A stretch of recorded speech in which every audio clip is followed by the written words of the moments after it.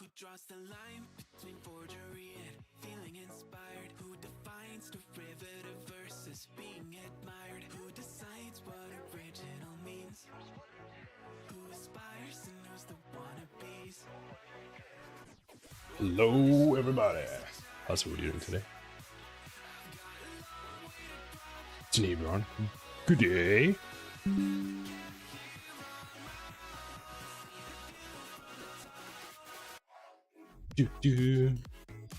Nope, that's not how that works. So today we are going to have a look at starting to implement the, what would you call it? The sort of pool system manager. Funny enough, I was having a look at this yesterday and it kind of brought up three things. Bubbles! Well done, Bubbles, on your first. You stole it right from right underneath Sneebro. So today's plan is I might rewrite the blueprint spawn manager just in C++, just to get a basis. And then after that, convert that over to my new system that I've somewhat developed. So if I show you, we sort of had a big think about a whole bunch of different things. So this kind of all relates to the enemies, and what we want is aiming first when you weren't even here.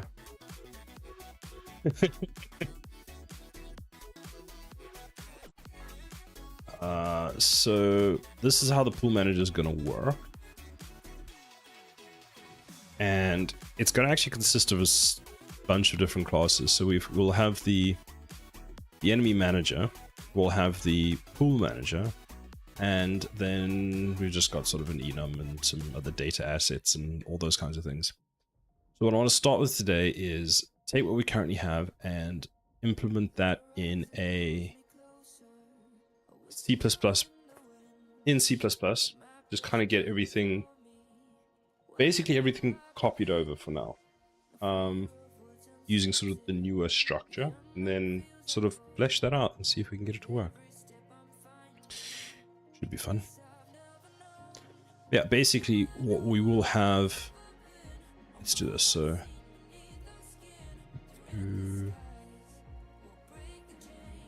do that. There we go. So if this is, let's use a different color. What have we not used? Let's use white. Some more text. Tommy D, thank you for subscribing. How are you doing today? So this will be our U map. So we're gonna refer to this as sort of the level that we have in Unreal Engine, and then these are all the blueprint classes that we're going to need to spawn in order for this multi-spawn points, this multi-spawn pool system to actually work, which is exciting. So that's what we're going to do today. So if we look at the Unreal Engine, that's a material. We've got this BP manager somewhere. BP manager. No, not the manager. It's the pool. Is it the pool manager? Nope. Is it the... Okay, what managers do I have? Cheat enemy. It's the enemy manager. That's the one. So here is the entire pool system as we currently have it, which is pretty simple, pretty straightforward, really helpful. So what this currently does is when we click start, it will spawn 10 enemies, or actually at this point it's already spawned 10 enemies. So right now we've already spawned 10 enemies. They are hidden and hiding under the map, and they're invisible. You can't see them. But if we go above the 10, it will create more. Otherwise, what happens now is as we kill them off, they get moved. So you'll see on the right here, there's only 9 enemies in the map. How do I... that? So you see, now we haven't killed enough, so it's actually had to spawn in more. If I put a tower there, we'll kill that off, and then it should keep it back under. The other thing that I want to do with the blueprint side, let's add another tower, or the C++ side, is when we hit this sort of situation where we've gone over sort of the, threshold max, if we're finding that these are sort of not being used now, so there's like a few that are, we've got more than the pool size. So if we pause right now, we've got 1, 2, 3, 4, 5, 6, 7, 8, 9. So there's 9. So I think what we'll do is we'll have a bit of an overhead as a additional amount for how much we want to have spare. So, we had 10, kind of getting close to that, so 12 is fine. Let's say if we hit 20 for some reason. Gil, hello, how are you doing? So hit like 20, then what we would want is to start deleting some of them to free up some more resources. But yeah, the other thing we're going to look at, because I was having a look at this whole thing and it kind of started spiraling. Because if we have a look here, so we've got the pool manager. It's like, okay, cool, that that handles that. But then I thought to myself, but how are we going to spawn all the enemies? It's like, we've got a spawn system at the moment, but it's like, okay, wait a minute. But now we need to actually start looking at, what's the difference between level? What's the difference between a wave? And then starting to think about that led me to think about how are we going to handle spawning in a tower defense game. Because in a tower defense game, you've got kind of a few standard options. What we generally do is you can do enemy A times 10, enemy B times 5, and then let's say enemy C times 5. Let's do it this way. 1, 2, 3. Like that. So enemy A, enemy B, like that, and then we'll have enemy C.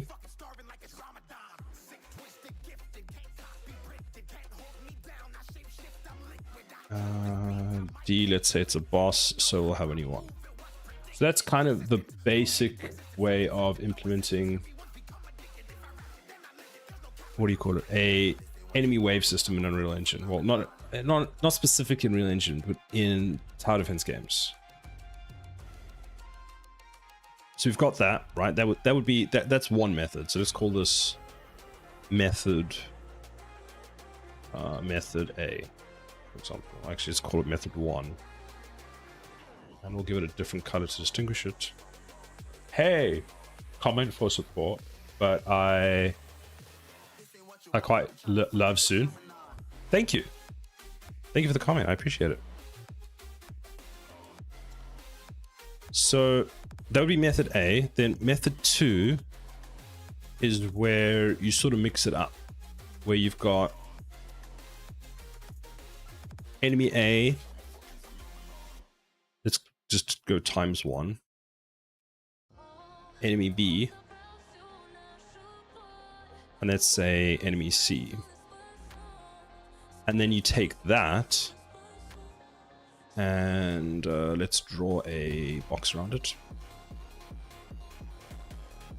And now that's, let's say, a group, and you would spawn that, 5 times.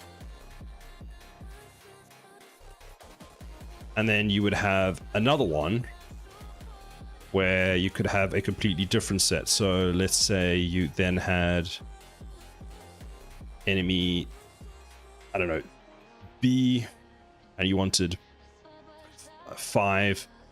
Then you wanted enemy C. You wanted 1, and then you wanted enemy D. And then you would go and spawn that, 2 times or something. So that's mostly what we're going to have in tower defense games. We have either, the linear spawning, spawn 10 of these, 5 of those, 5 of those, 1 of those. Which is, I think, how like balloons and them do them. Method 2 is where you've got sort of different collections of groups. So you would have like a 5 of this type or 1 of this type and that kind of stuff. I'm more a fan of this style where you sort of have groups, which is why I'm now thinking of putting them into sort of groups, because I find you get a bit more variation. That being said, with this method, method A, I could in theory just make it so that we spawn, I mean, I could always do this where we go, that, and I just spawn 1 of each, and then I just make a really long array. But remember that I also have to like set these up, so I'm trying to make it in such a way that it's not overly complicated. Because if I have to go in and manually add, 500 enemies, it's going to take forever. Like, there won't be 500, but it's still a consideration. So those are the 2 things you need to look at, the 2 methods. I'm more a fan of this one because I feel like there's more customization. And then what you can do is you can actually have it where you can have per group delay, or a delay after a group, so that you get this sort of situation where let's make a little block like that. Let's change it to solid. So you would have like enemy,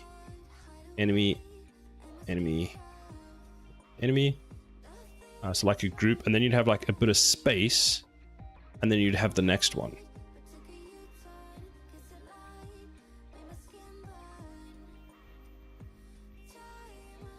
And then you could have like, so that when they're coming through the map,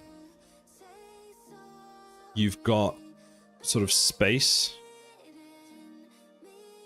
So you basically don't completely like overwhelm the player, where it feels stressful, because ultimately what we're trying to do is we're trying to manage the amount of stress we're giving the player and the amount of, it's kind of, I suppose that's what it comes down to, is managing the stress, because you want them to be like, oh shit, if we don't put down towers we're going to lose, but to also feel like they're winning or fighting back.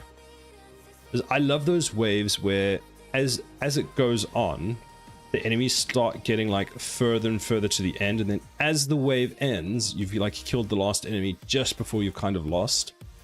I find that's like the right amount of balance.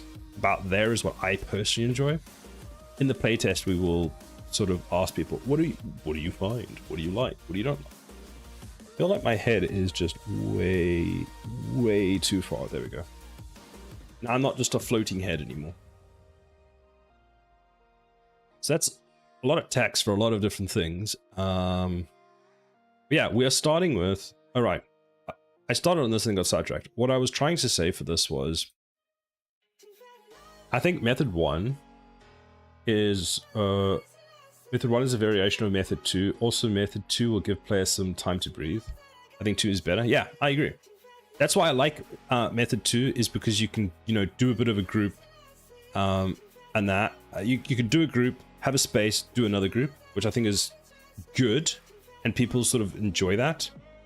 Method A I find very bland, so you just get, 10 enemies of the same type, then 20, then the same enemies. Like, we can still do that with method A, because we could still take out that as a group with method sort of 2. And say we could just spawn one of those, but we could just spawn, 10 enemies. That we still get the same sort of system, but now we've just got more flexibility with that system. But yeah, so what we'll have sort of in the map when we are... Because these are all going to be derived from C++. So we will have to have a pool manager. And I'm going to do it this way, where it's we're going to call it BP underscore. Because there's going to be a BP blueprint version of each of these that's spawned in the map. It's kind of the standard, set up a class. Then we'll have an enemy manager. So this is just responsible for handling spawning and pools. We made our block not too big. And then this is responsible for... What would it be? Moving enemy, so moving,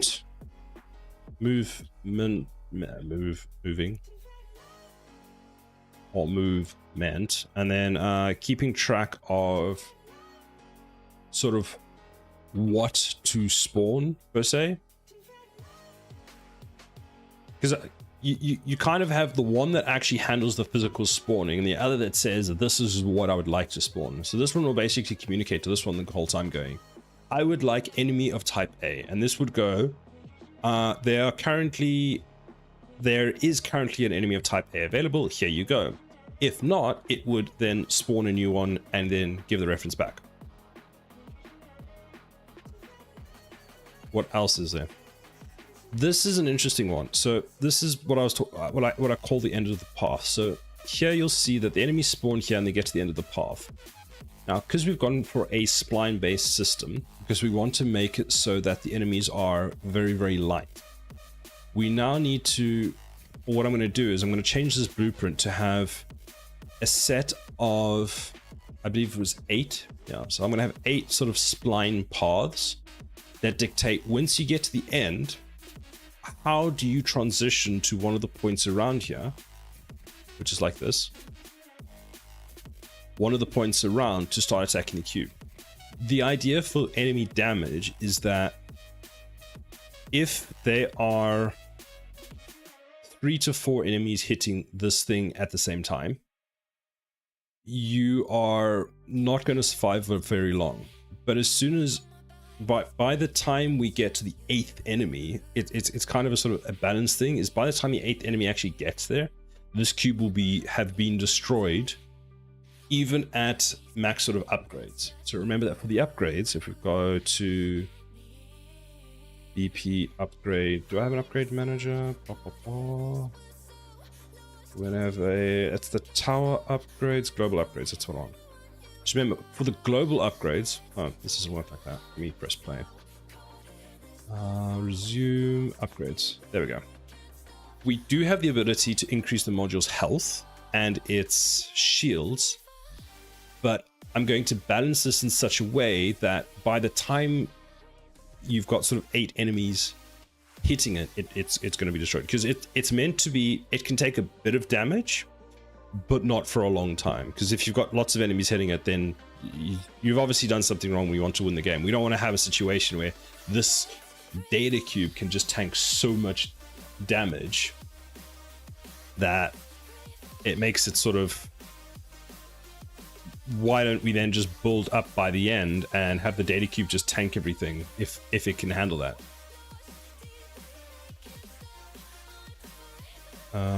But yeah, so we've got that.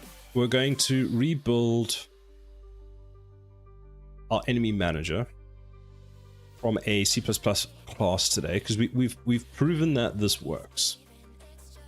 And how this currently works is it has all the it has the movement logic, and it has the, what would you call it, the spawn pool logic inside of here, which is okay. But I want to have them separated so the classes are each handling what they need. Oh, the other thing I forgot to mention is that for the other thing this sort of class is going to do is, because it's keeping track of their movement, when they get to the end, it will then say, communicate with the data cube and ask the data cube, hey, I need a position for an enemy to go. And the data cube will then keep track of what current positions an enemy is assigned to. This is just for a way of basically knowing that how many we've got left. But like I've said, we'll implement it so it can take 8. But by the time we hit the 8th, the cube just is destroyed. And if you lose the cube, we lose integrity, which means that we've lost, you lose the game. So yeah, let's start with the enemy pool manager, or the enemy manager, should I say, because the enemy manager will communicate with the other one. So we'll start with that in C++ today. Did I ever start implementing that? Those are my towers. Managers. Okay, so I did start actually creating an enemy manager. That's interesting. So currently we've got an enemy manager.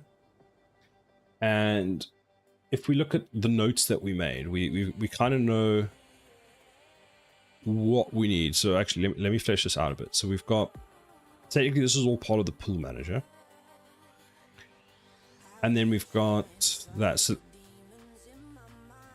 let's do this. We're going to start with the enemy pool manager. So that's the enemy manager. Let's go right click, add new C++ class. It's an Unreal class. It's going to be called enemy pool manager. Go, and there we go. Click build so that you're happy. So what is this class responsible for? It is responsible for spawning and keeping track of spawned enemies in a pool like system.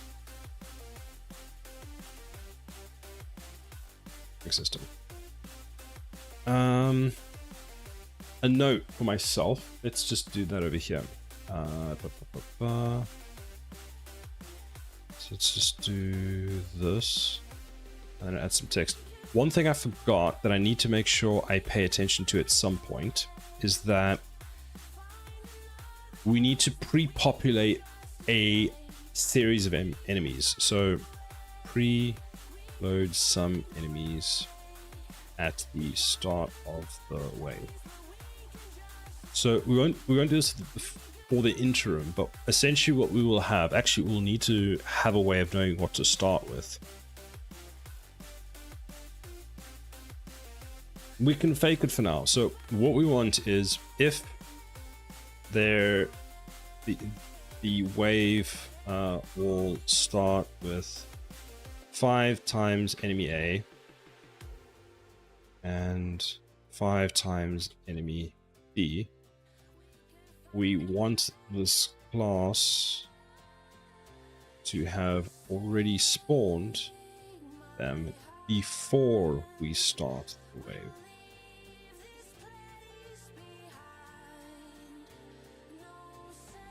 Because otherwise we get to a situation where we start the wave and we have to spawn 10 enemies, which is kind of like, it works. We could, that could be a viable option, is at the start of the wave we just start spawning enemies. That is one of the ways of doing the pooling. But I prefer where you've got like sort of 10 already loaded in memory and then we just use what we need.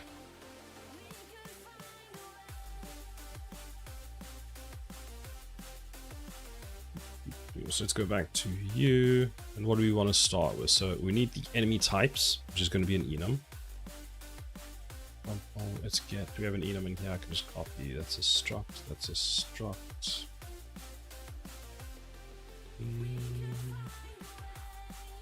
Tower effects. What is inside you? Interesting.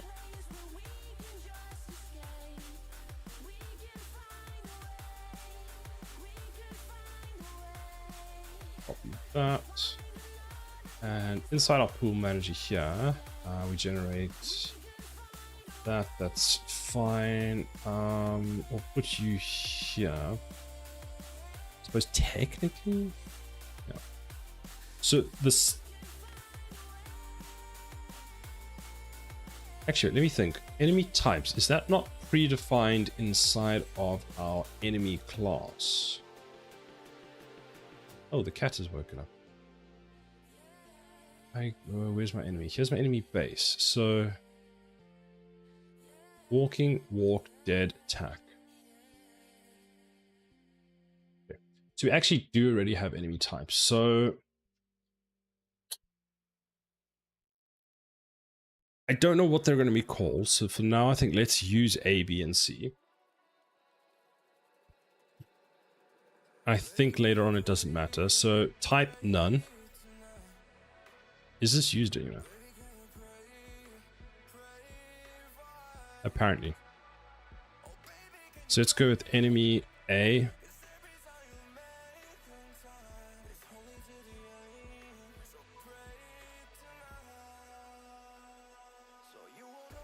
B. Duplicate there. C. No, that's not C. That's C. That's D. That's B.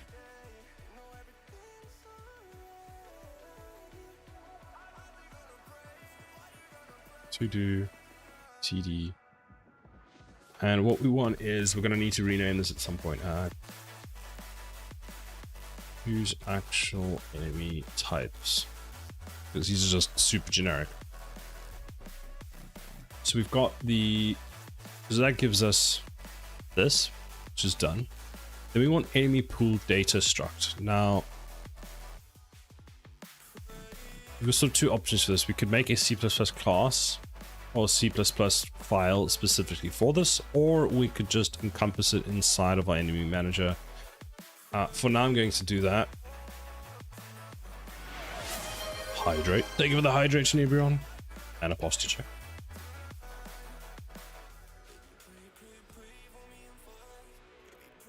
And a stretch. Thank you very much, Ebrion.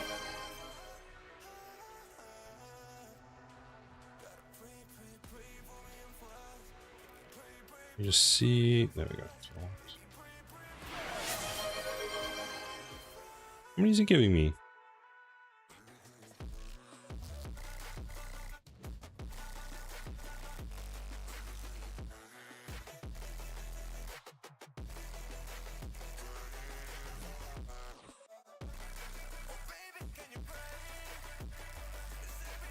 There we go. So now, okay, so we've got the basic enemy types done. No, wait. Why have we defined this twice? We don't need this here. Oh, because I copied it. Oops. Okay. That's done. So what we can add here is a... Oh, the cat really wants stuff. So here's our tax struct. We want that. We go back to the pool manager. We go... Actually, let's move this down to there. So this is going to be called...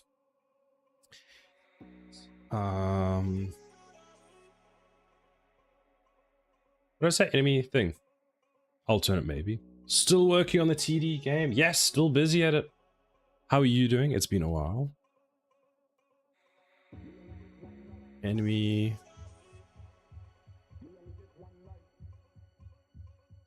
I'm fine. Glad to hear it.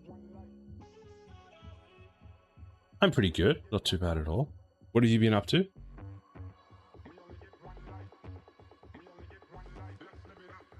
Any progress? No.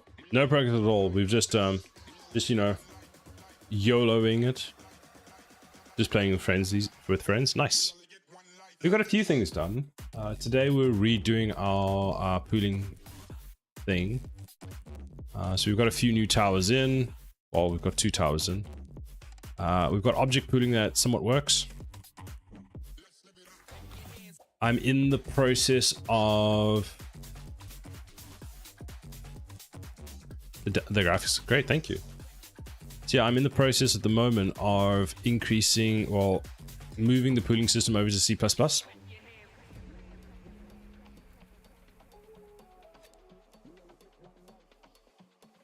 yeah, that works pretty well. I've also changed it so they all follow a spline, which has been quite good. It's a lot less taxing on the machine. And the actors are now pawns instead of characters, so there's no movement component, so they're like a lot lighter and stuff. So yeah, I basically discovered I could run, using this method, I can run about 100 on screen at any time, and it's still not bad FPS, especially in editor. I was able to get about 42 frames per second at 4K with like full scalability. What's my scalability at? At epic scalability, so not bad. So if I actually optimize the game a bit more, it'll be a lot better. But it's, you know, it's progress. For how long I have to learn from 0 to a level where I can apply for a trainee position? I would say you just need to have the basics if you want to do a trainee position. So do courses and make games, Nikita. So the biggest thing is starting with learning some courses, doing some courses. So if you wanted to do Unreal Engine, look at like YouTube or Udemy. Have a look at that. And then for how long, it sort of depends how long you can actually take to do the project, or make a few projects. But probably a couple of months. But if you're just trying to target a trainee position, will you be able to move around the actual game? What do you mean by move around? Like, you can move the camera, but you won't be able to physically like drop down here, like eject and then walk around something.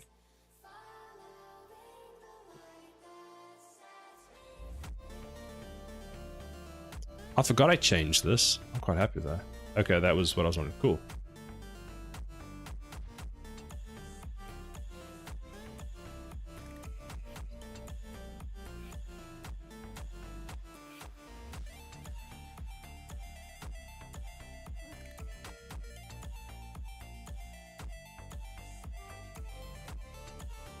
No new enemies? No, the enemies have actually been quite lacking, so unfortunately. There's a link for you if you want to find out a bit more about the learning for game dev. I haven't added any more enemies. I'm actually in the process of figuring out what enemies I want so that I can actually go and possibly find someone to make all the enemies for me now. Ugh.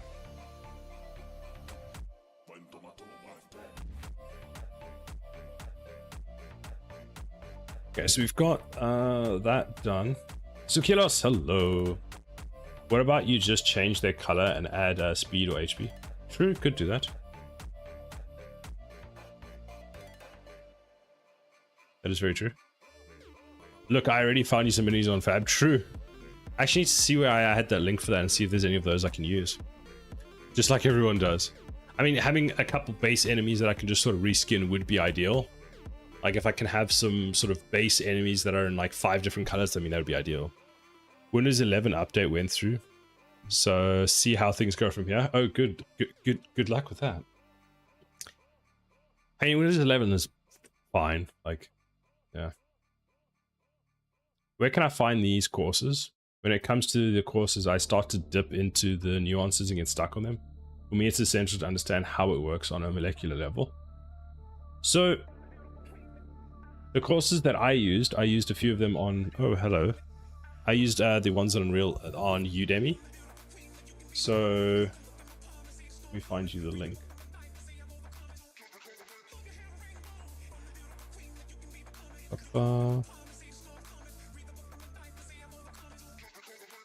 So here's a link for you. On this one here, I go over how I sort of got started. So those are the I linked the two courses that I used. I used two on Udemy. I'd recommend, like with Unreal Engine, if you're going to get into sort of want to look at it at a molecular level, at least start with blueprints and learn how that works. Like a running one. Oh yeah. I'm expecting certain things to be broken and needing updates. It depends on what you're using, Sukulos, but it should be mostly fine. You do like to sit on my hand, don't you?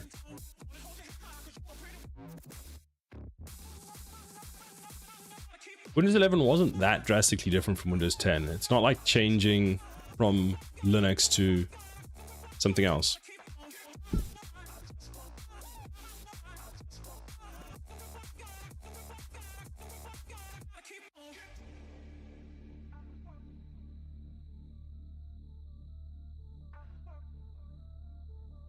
Just an upgrade. I believe so. I think it was just an upgrade. Unless I understood you wrong, Sukulos. Because I was understanding you upgraded from Windows 10 to Windows 11. Or was it just Linux? Why are you putting your tail on my face? Yes. Hey. T array of, what did we want? A enemy base star. Yeah, we'll add a forward declaration for you. I can't see my. And then, actually, it is correct. It is pool, but it's actually going to be called pool array. Wow. Why are you unhappy?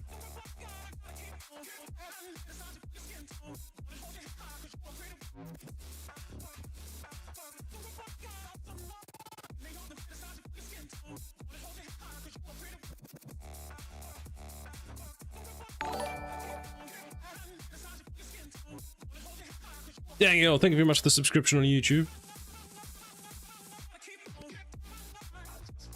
So we're going to want that. What else do we want? We want to have...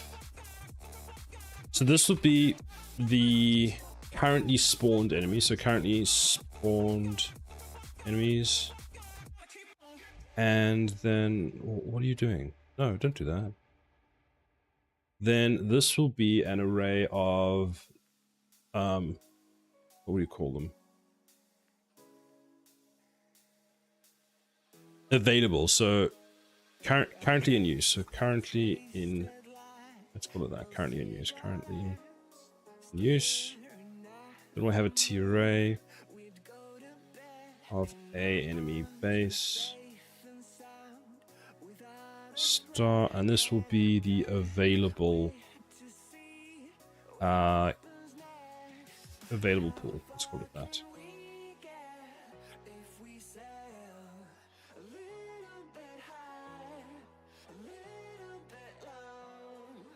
That'll be the available pool. And the available pool will be once an enemy isn't in use, we put it into this array.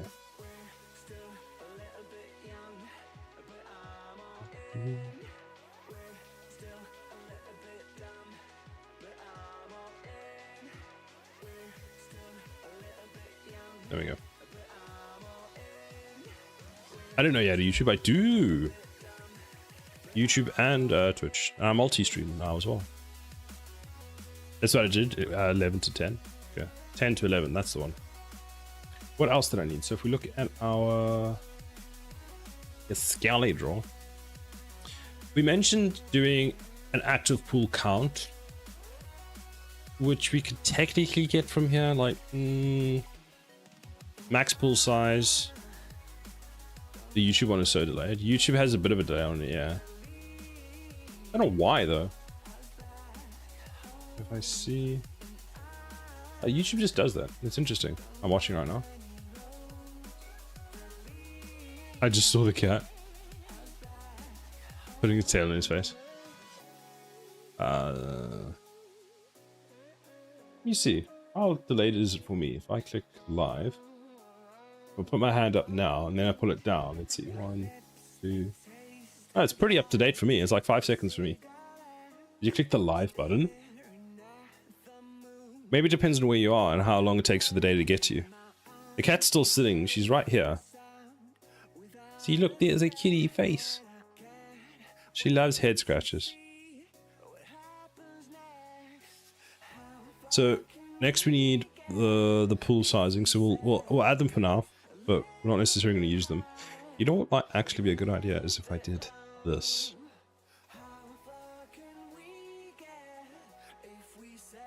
And then we're going to go int. That's not how you do int 32.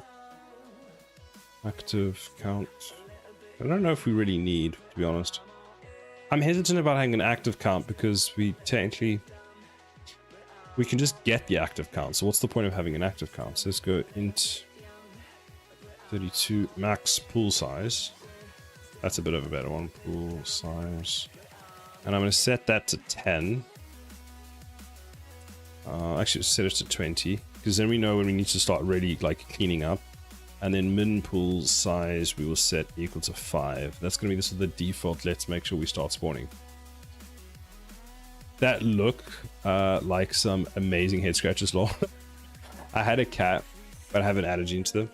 Bubbles is actually allergic to cats and dogs, but she sort of suffers through it. She's not too bad generally with this one, as long as she doesn't put her face in the cat's in the cat's fur. I am lucky I can put my face on the cat and then just inhale and it doesn't affect me.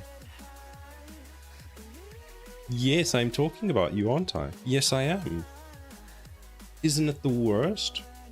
She's looking at me like, why'd you stop the head scratches? I heard my name, what? I was just saying how you can't inhale the cat. Look at the little head scratches, Bubbles. Look at her. She's enjoying head scratches. And T-soft is object of class. Then we want a enemy. Just a random hand. Bubbles is attacking my cat.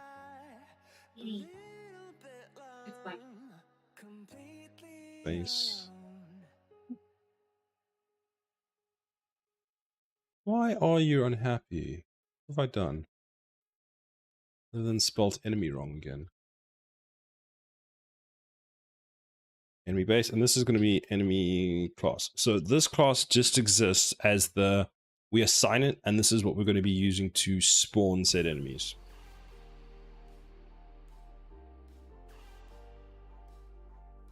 So then, inside, you know what? You're all going to get that because I can't be asked to deal with you. Have you given up? Then I'm not giving you any treats, so now you're leaving. Hello, and vanishes again. Bye. Bye. I'll give you treats in the break, okay? Well, she's definitely waiting for break. My cat is glaring at me. She wants the cat TV turned on, aka open the lights. Seriously, Seculos? Why? Why would you do this to your poor cat? Let's go with private for now. So in the private section, we need to now be able to access that collection we just had. We're gonna have a T map, E enemy. So E enemy and enemy. There we go. Type. And the other thing is going to be F enemy pool data.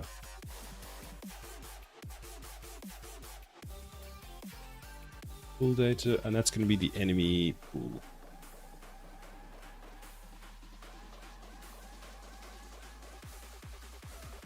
Because I don't keep my blinds open all night.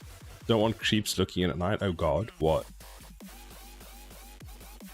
I just opened Windows Explorer and threw up in my mouth a little. What is this? Welcome to Windows.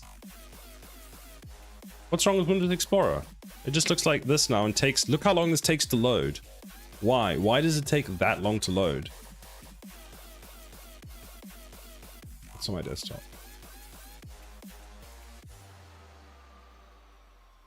I don't understand how Windows Explorer takes that long to start up now. You should see what happens if you okay, I've opened it now. Now you add a new tag. Now pull that tab out and look how long that takes. Let's join it. Take it out. That is too long. At least NeoVim seems to have it a bit quicker. There. So that's done. That's done. So we've got private, which is that. And then this we're going to forward declare, otherwise it won't build. And then we want a public function would be a enemy.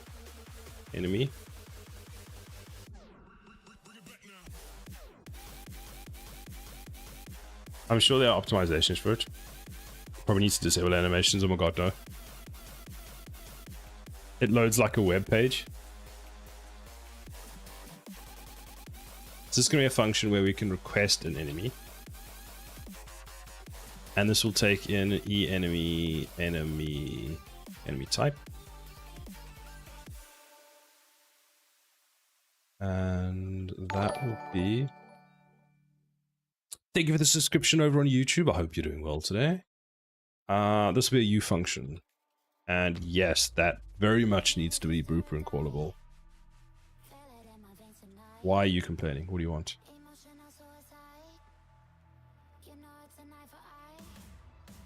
Return. I just got a null pointer. Will you be happy? Will you be happy with that? No. I love that you can just return a null pointer from. Why are you unhappy with me? Don't be unhappy. Expected a name. Wait, what?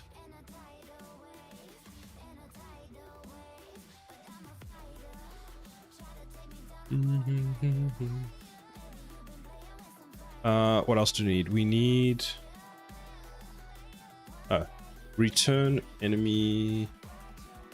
Would this be a void? I mean, it could be a bool technically. Bool. I mean, how would I? Let me think about this. If I'm going to have a function that returns the enemy to the pool, what am I going to do if it doesn't return? I'm just going to ignore it. So we can just make it a void. Return enemy to pool, and that will just be an A enemy base star, and then we'll figure that out. Go.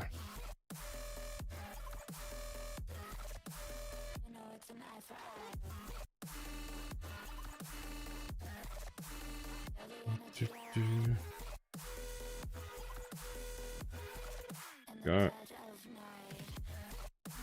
No one uses that class. Yeah, no one uses it. That's the point of it.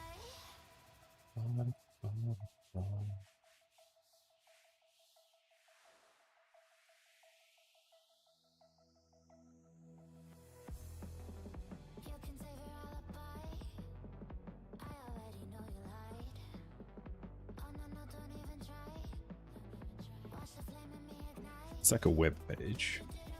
Welcome to Windows. Your stuff is saying, get him! Hello!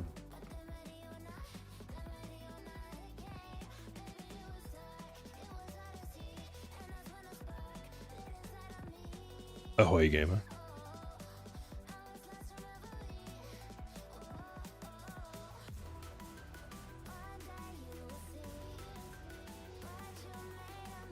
How was your stream?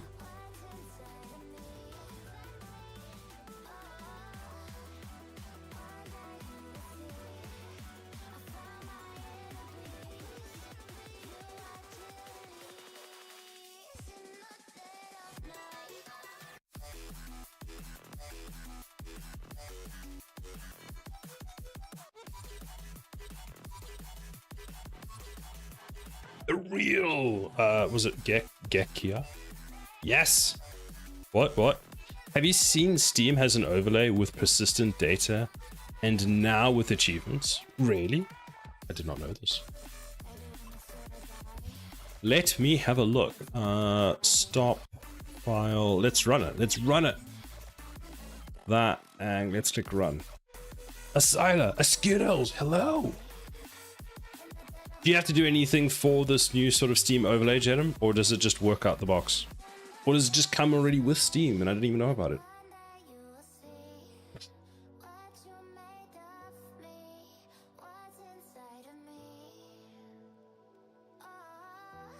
Bam. Okay, there we go. So that's very unhappy. If I press... What is my command to open Steam? Does anyone remember? There we go. Is this the new overlay? Oh, this does look different. Exit game. You can exit game through Steam. What? Let's close my friends list. You can record web browser. Okay, that's still the same one, but that's fine. Screenshots, DLC, facepalm. What? Stream your... Stream, Silas stream. This is a great idea.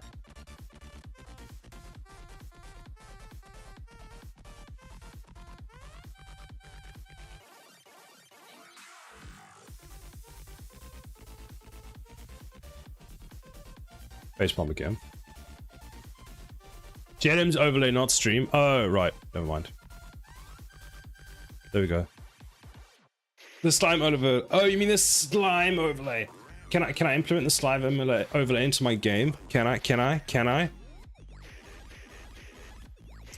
thought it was new features in Steam. God damn it. Hey, it's a Saturday. I can be slow on a Saturday, can't I? Oh. Pose Explorer. For the low price of $9 million. That's a bargain.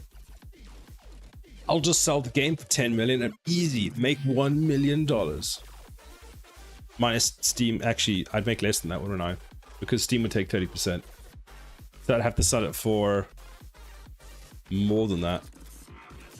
I'd only get $7 million back. I'd make a $2 million loss.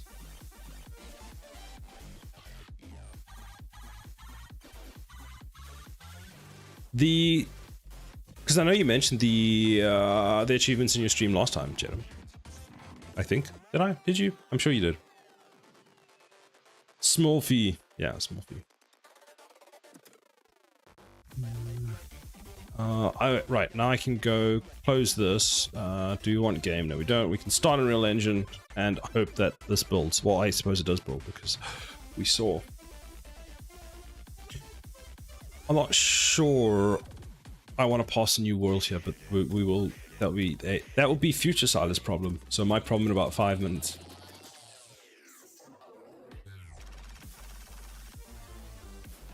They're all in now and functioning, it seems. Added a couple more. Now I can sit back, ignore the possible bugs for a few months. Nice! You've given people things to do, so now you can just ignore them. Right, fair enough. Oh, I didn't give you a shout out when you came in. If you're not following Jedem, follow Jedem. Jedem is cool. Jedem has a slime overlay. Buy the Jedem slime overlay now for the low price of $9 million.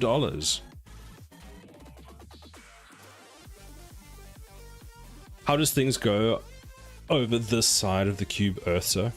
They're going okay, kind of ish. They're going. Actually, they're fine. Isn't this the guy that really likes Godot? Yes, Jedem is an avid Godot creator. Definitely. He's making Godot inside of Unreal Engine. That's how much he likes it. I have an enemy manager which does too much at the moment. And what we're doing today is we are kind of refocusing our enemy manager. Good, don't you dare? I like that one. So we're splitting the enemy manager that we currently have into two pieces, which is a enemy pool manager, the one that just handles what exists from the enemies in the world, and then we have an enemy manager which actually handles, you know, it goes. Okay, we're going to spawn all of these guys. We're going to move all of these guys. We're going to do all these things to all these enemies. The only thing it doesn't handle is, you know, here's a bunch of enemies. Do I want to spawn more? It just goes give. It goes to this class and it says give. That's all it does. It just goes give. I don't like that arrow. I want this one. I'll make my own one.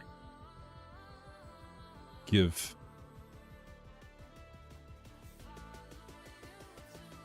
Okay, apparently I'm never writing again.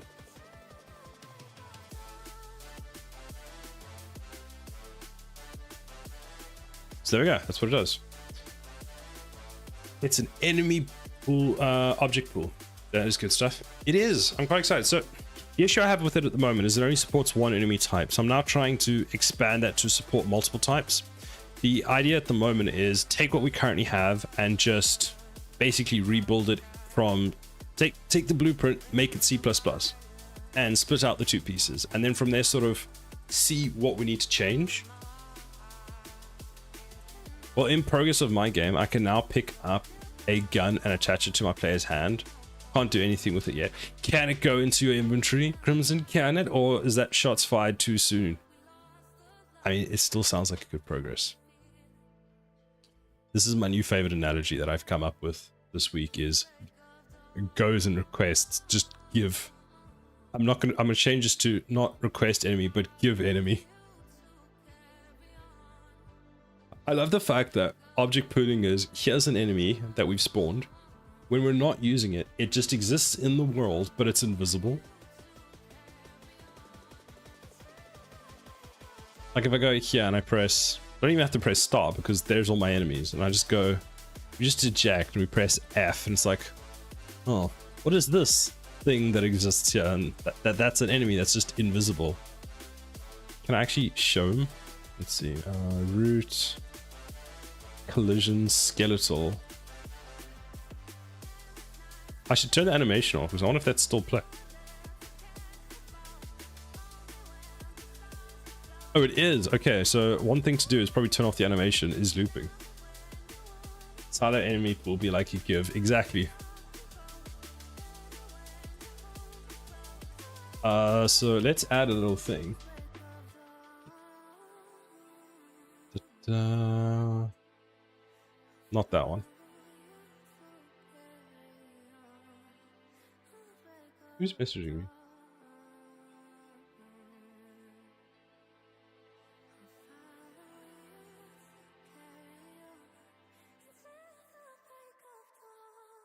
Where is it? This one. This one. This one needs to go, and actually when in the list of things we need to do to set enemies, hide enemies when not used. I don't know why this text is so big. Oh, because it's set to large. There we go. Hide enemies when not in use. And what's the other thing? Stop playing animations.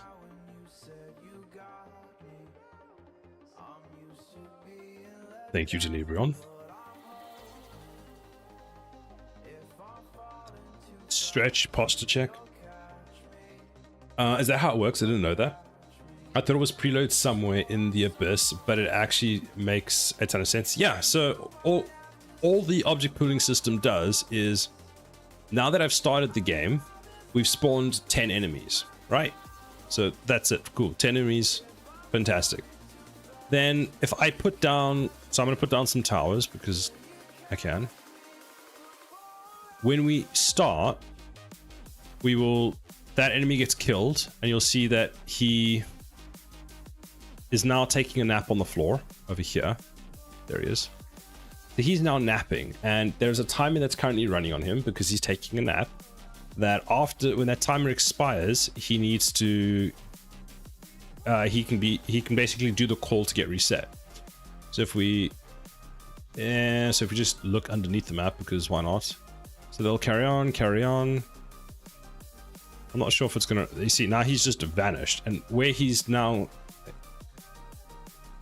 funny enough, so he's vanished but his position is still there, which I didn't know. I thought I moved him. You know what? One thing I may have possibly not done is actually... Oh no, I have moved him. No, he's respawned. Okay. I may have forgotten to actually move them back to the original start position, but that's fine. But now he's back again, look.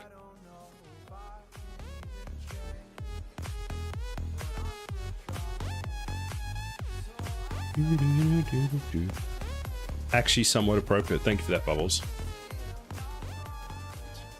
Yeah, at the moment... as we sort of run through, so we've got enemy 4, enemy 3, enemy 2, and enemy 1. So this is actually only using the first 5. But if I were to remove more towers, then it will use more. And then if we run out of enemies, it just spawns more. But at the moment, it's just cycling the first 5, which is actually pretty cool.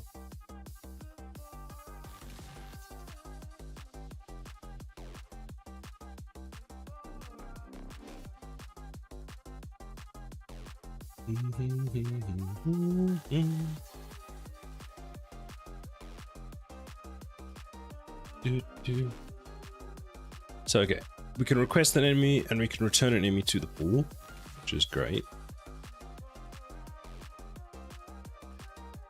Wondering if there's an easier way of doing this. I guess it's fine. And that's the enemy pool. So now this new enemy pool will just be private, public. This will be just a map of all the possible ones. And this will be per enemy type, which is kind of exciting. So what I want to try and get done today is just...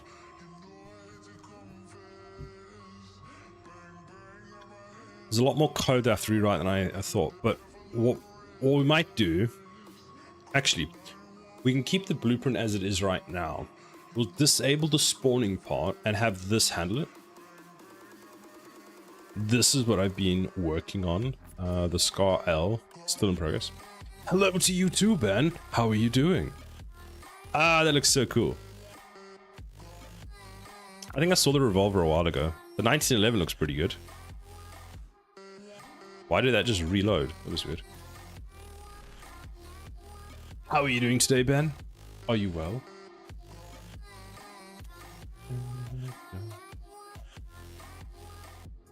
Okay, so we've got the guns I want to buy on Fab are not cheap, but they are so nice. So when you say not cheap, are we talking like £100? Because some of the enemies I looked at, like some of the packs, are so expensive. They're at the point where it's like, do I just start a GoFundMe for enemy assets? No, not quite, but you probably get what I mean. You saw the is that the older one? Okay, so you've redone it then. So if we go back to the core, do we have any filters on? We have redirectors on. You? I'm good, thanks. I'm pretty good, thanks. I'm going to go get the cat some treats, so I will be right back. She needs some treats. We just put a note up. Probably not that one.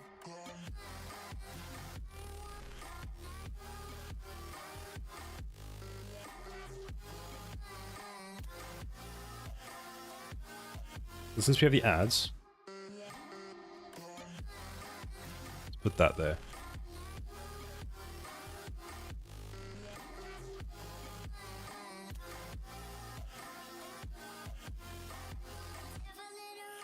Wait, Twitch says I'm offline, but I can see the stream. Okay, be right back.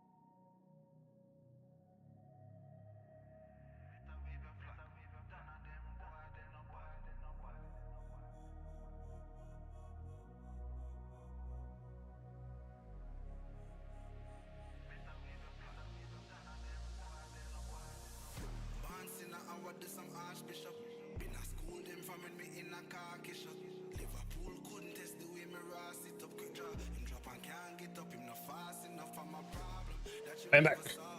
Are you making a game? Yes, I am. I'm making a tower defense game in Unreal Engine. Chester.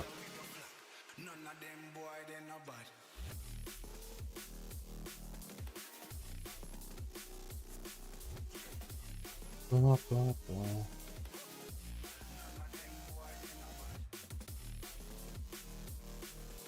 Enemies. Do I have managers in here? Let's see. Manner. Got a grid manager, enemy manager. We do have. Let's make a new class called folder called manager. And let's create a new blueprint class from manager.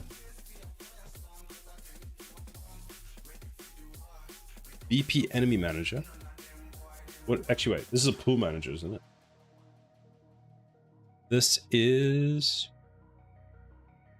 Yeah, the enemy pool manager.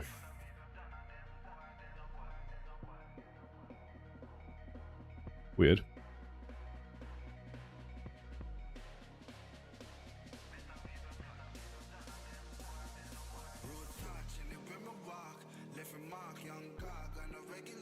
Enemy pool. Huh?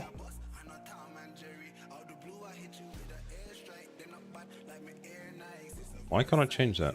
If I go to this, and I go change class, enemy pool, enemy base. What have I forgotten? U class. It's a U object.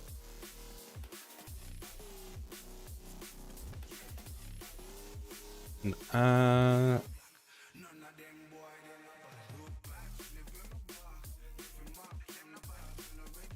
it needs to be an actor.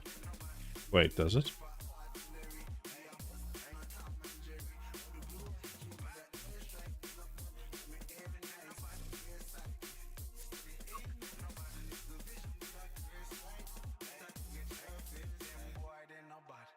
Thank you, Bubbles.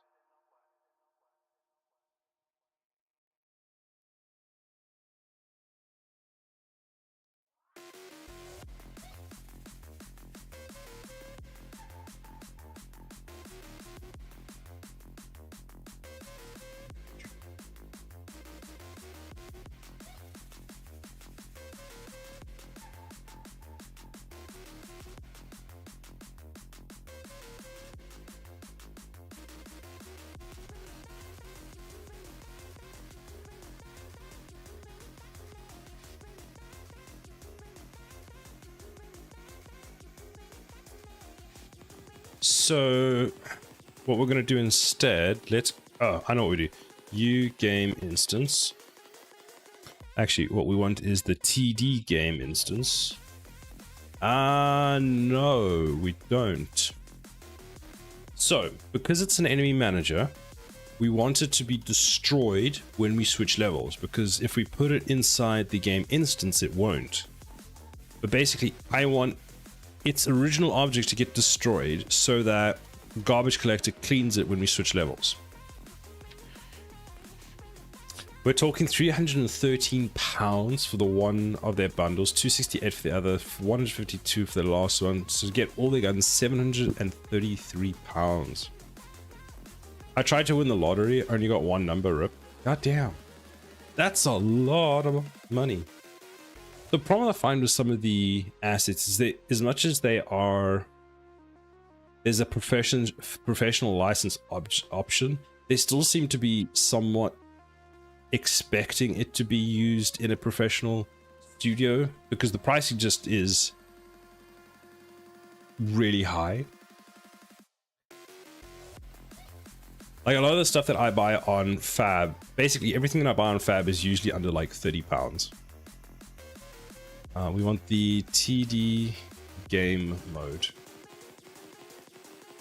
That one. This, I think, is a good place to keep our enemy manager.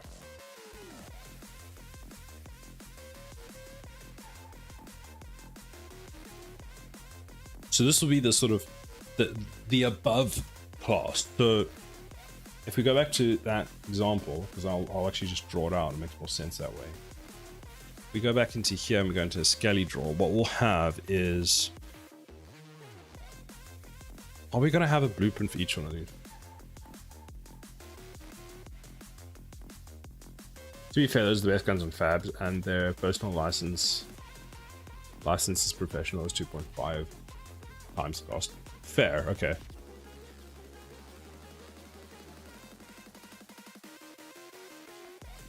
It still seems like a lot of money. I don't know, for indie devs, it just seems like a ton of money. Do I want to make it a actor so that I can place it in the world, even though it doesn't technically need to be?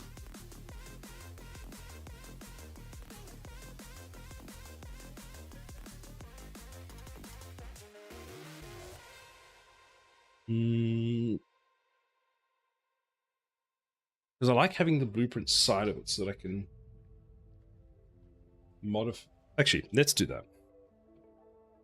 I know it's a manager class, but I'm going to make it a UA actor so that I can place it in the world. Why are you upset with me? Don't be upset with me.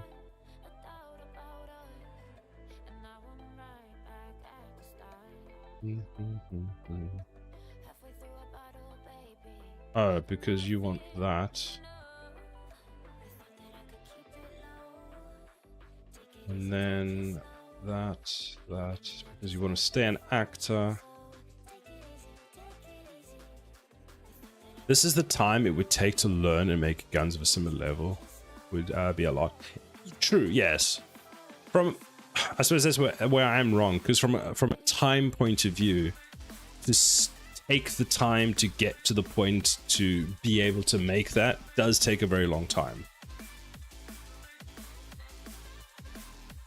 You know, you're not paying for... You're not always just paying for a direct product, you're paying for the experience that comes along with making that product and all the time it's taken to get to the point to be able to actually make that.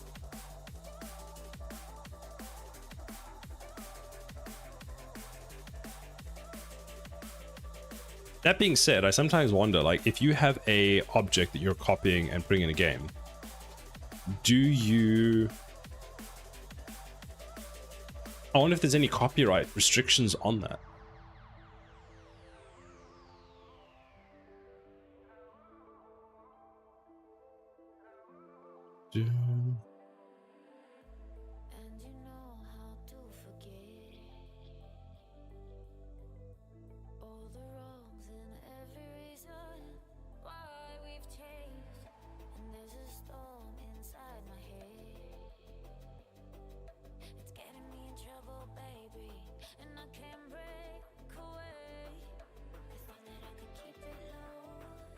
Did I like miss the why can't I make classes? Okay, I just broke Unreal Engine. Like, cancel doesn't work. That doesn't work. This click doesn't work.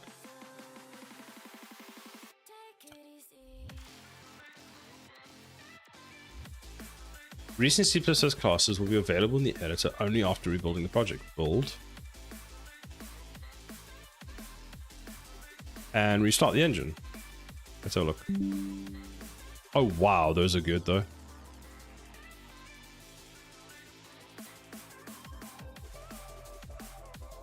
That is quite something.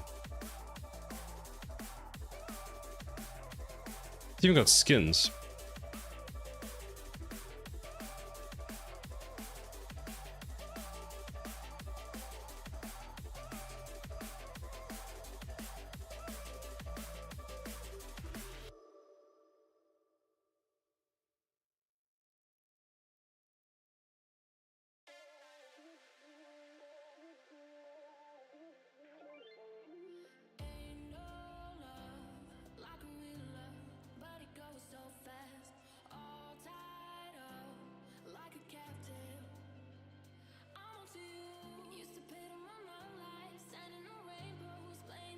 Very expensive, but the quality is 100% there. Fair.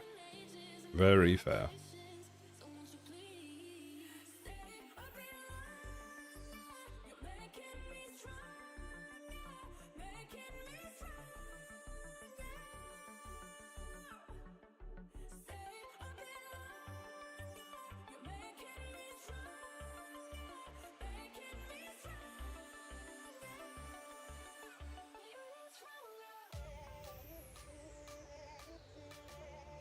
I'm wondering if what I should have done, because now I'm having second thoughts because I'm thinking about this a bit more, is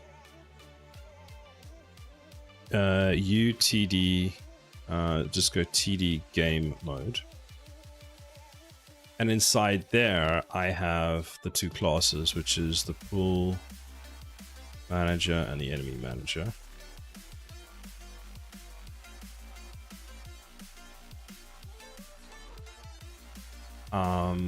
Let's just make you a UE5, which is whatever. Actually, we'll make it not that. Because how are these two classes going to interact with each other? Maybe that's a question I need to solve. I was thinking of making blueprints, putting them into the game as objects, and then the one can reference each other. But if we create these inside of the TD game mode, what we can do is when we create the enemy pool, we actually don't even need to create the enemy pool manager, do we? No, we do. We create the enemy pool manager. Then when we create the enemy manager, it actually takes in the reference to this enemy manager. And the reason we do that is that because it needs to communicate with it the whole time, it has a reference to it, so that's fine. Now, what I need to know is how will the enemies get that? So the enemies will keep... So if we look at it this way, no, this will have this, then this will have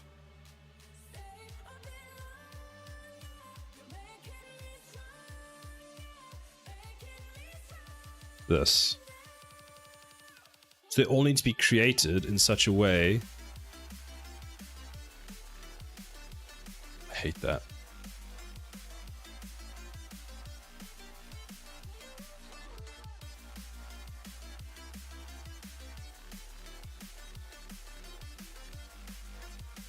It's kind of a big change, but I think this might be a better way of doing it. Because let's think about this, right? So what are the benefits of doing it this way? Well, for starters, we don't have to cast when we set it up, which has a cost, yes, but at the same time, an initial cost isn't bad. But architecturally wise, I think that having them, we need to have all three anyway. So if it's tied to the game mode and we have all three of them, then it's fine. It does make that this gets encapsulated through the enemy manager, which is a bit of a pain. I'm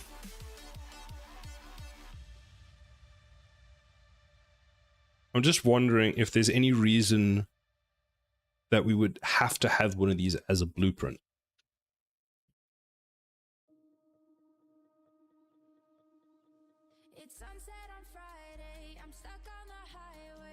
The only thing I can think of is at some point we need to be able to get the blueprint class to spawn, as in the reference to the enemy. So the enemy soft object. So enemy soft object for spawning. That's the only thing I can think of. But there are ways of handling that. And that would be needed by this.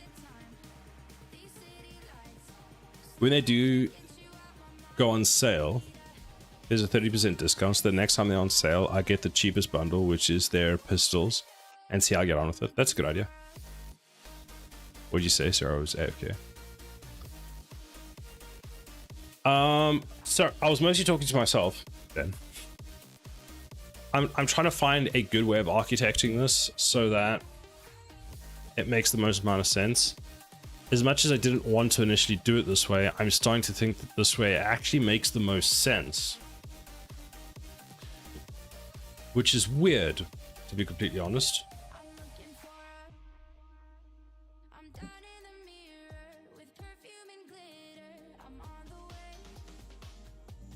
I think this is the way we're going to have to do this. Like, I keep putting it off, but I think this way makes the most sense.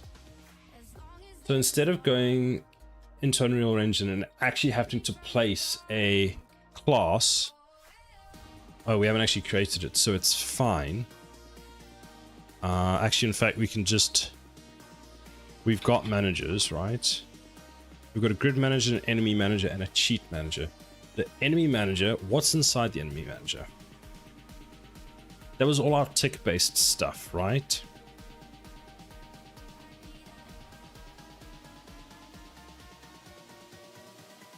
Okay, let's put it this way. Are you talking about the pool manager inheriting from the enemy player class? No, so what I'm trying to do, Seculos, is I can either have it where these each one of these is a blueprint, right? That I have to physically place in the world. Then when we call begin play, they get a reference to what they need. So they'll get, you know, a single type in the world that they need. So for example, the enemy pool manager has to know about, the enemy manager has to know about the enemy pool manager. So if they're both blueprints, this one would do a get of type class for this, and then it has access to it and can do whatever it needs. Fine. But what I'm trying to determine is, do we want to have that relationship between the two of them where they both are blueprints, or do you think we can just have it where they are all set up inside our TD game mode, and our TD game mode will create the two of them, and then in creating them actually set up the relationship between them. So for example, we'll create the enemy pool manager first, then we will create the enemy manager and pass in the enemy pool manager so that we've got access to it when we need to use it.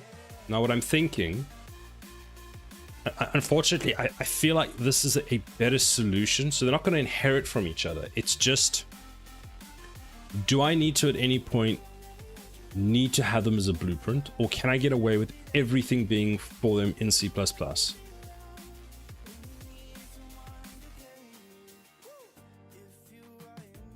That's kind of what I'm trying to figure out. Are there 80 for... There are 80 for one gun? That's crazy.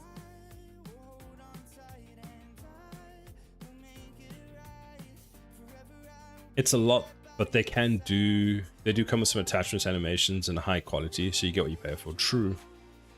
They look very good, so that there is that.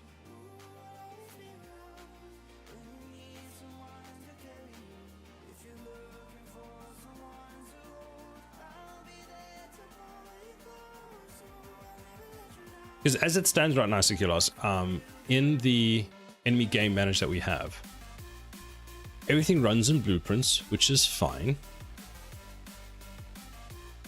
But I am wanting to move this all over to C++, so it might just be a matter of rewrite the class completely in C++.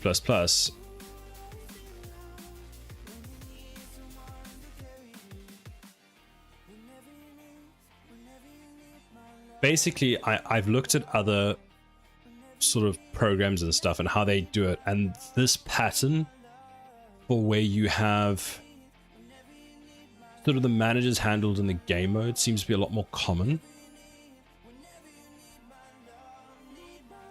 Funny enough, what's actually happening is I'm following more of the non-epic Fortnite way, because the epic Fortnite way is you kind of just make modules or like blueprints, objects that you place in the world that do things.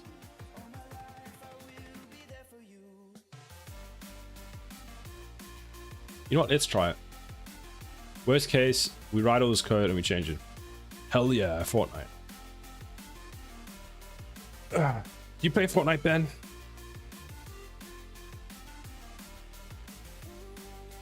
So the enemy manager is going to need to have...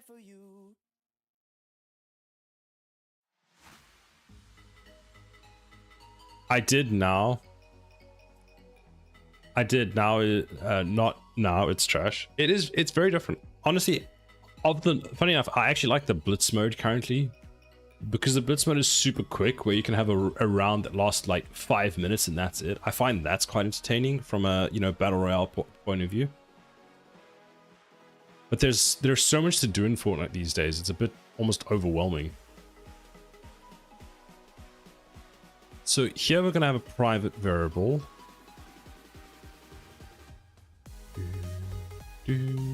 This we don't need.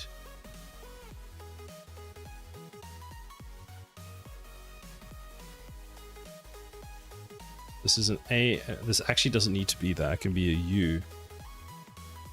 U object. Like that.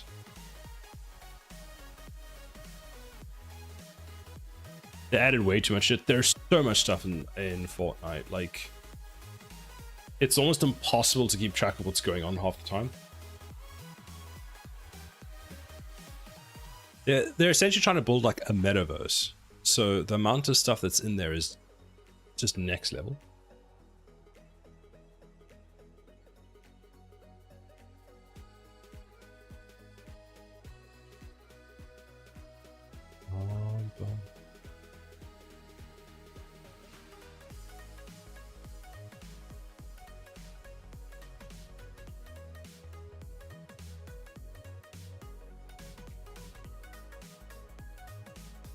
That's protected. Okay, so what we want is a private variable.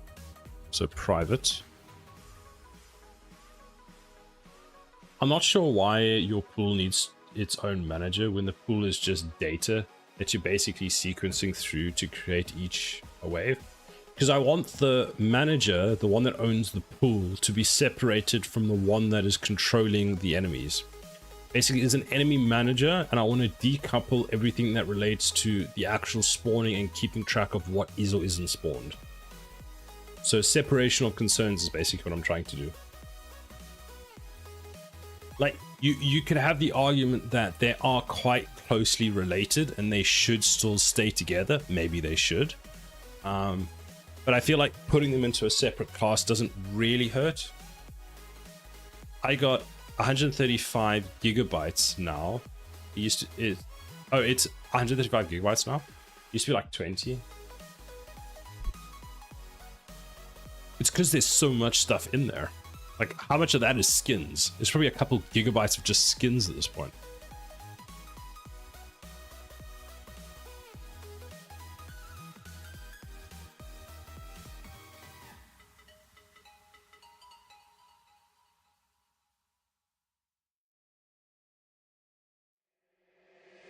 Come drop that.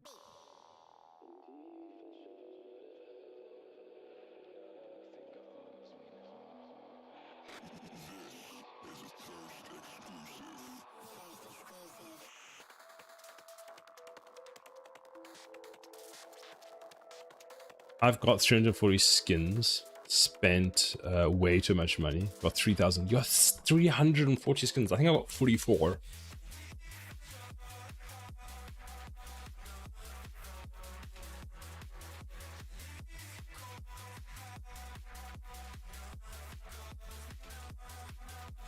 That's a lot, Ben. That is a lot of skins.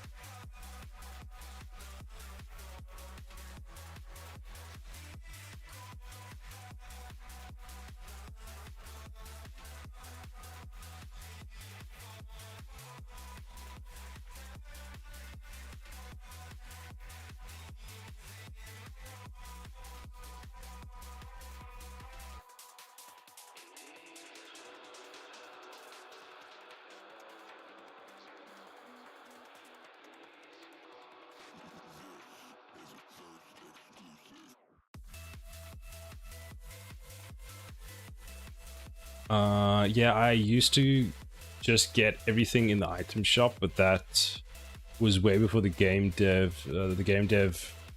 What? That is what I did before game dev. I was a Fortnite video editor, so I needed the skins for cinematic shots. Ah, right, that makes sense. Fair enough.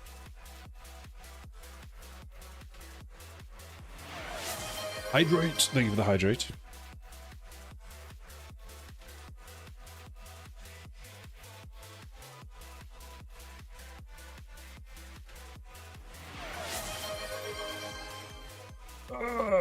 Thank you for the hydrate.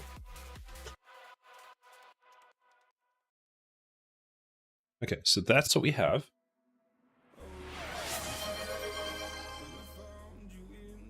And this is the enemy manager, right? So the enemy manager, and the enemy manager is going to take this in its constructor. Like that. Then we create that definition here, and no, we don't want that. We don't want that. We want to go back to this, and we'll take this like that, go there, put that in there, go comma. Is it comma? Or do I just do this and then I go... You know, I should know how to do this one now. Pool manager, and pool manager, like that. Da, da, da.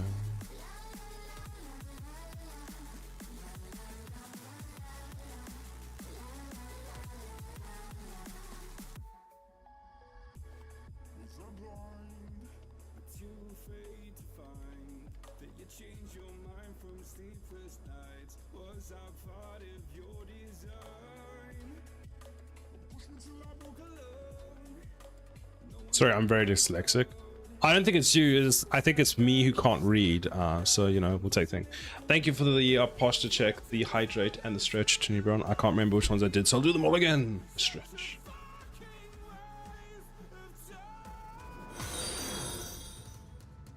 On. Can I call you Con? Thank you very much for the follow. I hope you're doing well. Is it Conrad? And then... Conrad? I think it's Conrad.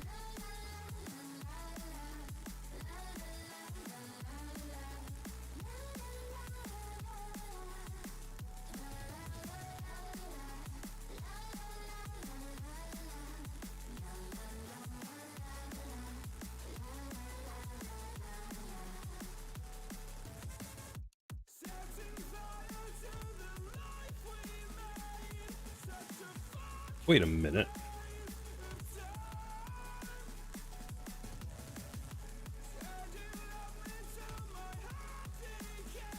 How's your game going anyway? It's going well. I'm busy doing the pool system today, which is just giving me more questions than anything else. I've just had an idea, which I'm wondering if I want to implement that or...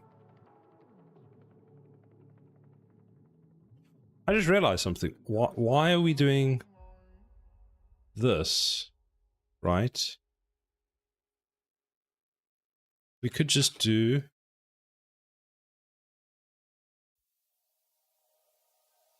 this like that. Why does there so many things? Okay, whatever. Then inside here, for begin play, we would go and actually spawn it. Can we get world from here? Get world.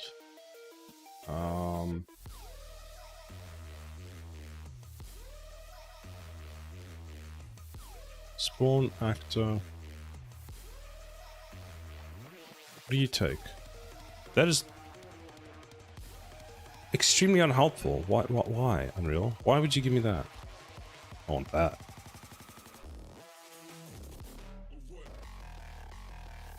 So then we want that. Also, that's a U object. That's not an actor. Spawn.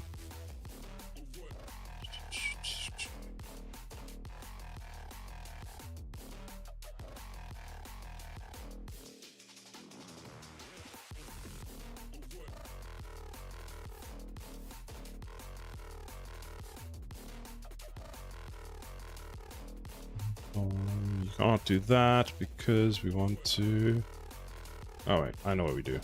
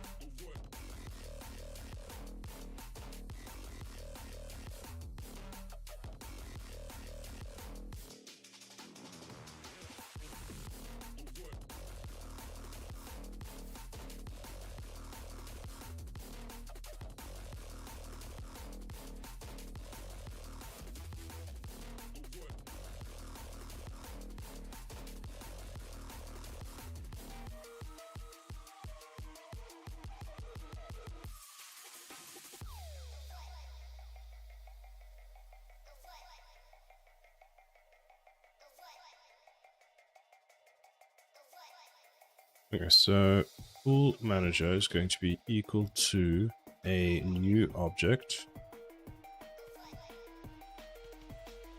of u pool enemy pool manager. That. Okay.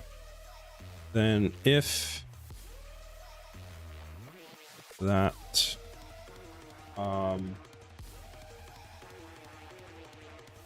the only personal frame of reference is from the rhythm game where I had a class that was just using variables and arrays that I would create an instance of for the pattern, and then had a single manager class that had functions and handled iteration through those variables, and the level class would call those functions and handles things like scoring.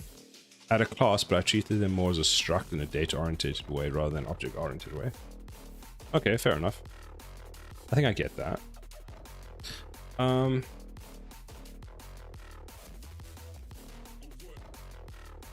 What I've done now is that the pool manager is just going to be owned by the enemy manager, and I might move this up one class, so I might actually move this to the game mode, maybe.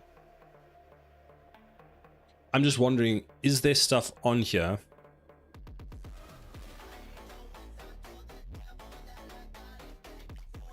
that the game mode would possibly want? Because if it is, then I would move this up one level, which honestly at this point doesn't actually make much of a difference, because all it would mean if I decided to move this to the game mode instead was move this line there, change the constructor to have it brought in. That was in Godot, where classes don't have private members or methods, so they're technically structs anyway. Oh, I didn't know that. Because I've seen this pattern before, so I'm like, let's think. So this is a U property. It's also a U object, which means that we don't need to worry about smart pointers because Unreal handles that for us. So this should be created a construction over there. So begin play, we create this. Then to do TD. Here we would start spawning what we need for this wave. So ideally we would get X number of we would spawn X number of enemy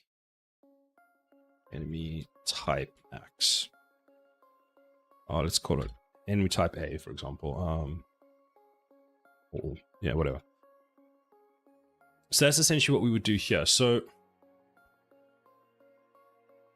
I think what we do is we go into the blueprint now. We disable the part that's actually spawning.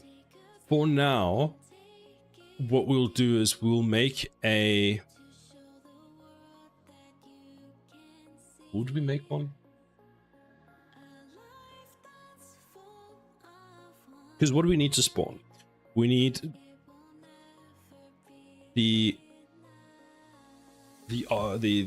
enemy we want to spawn. So enemy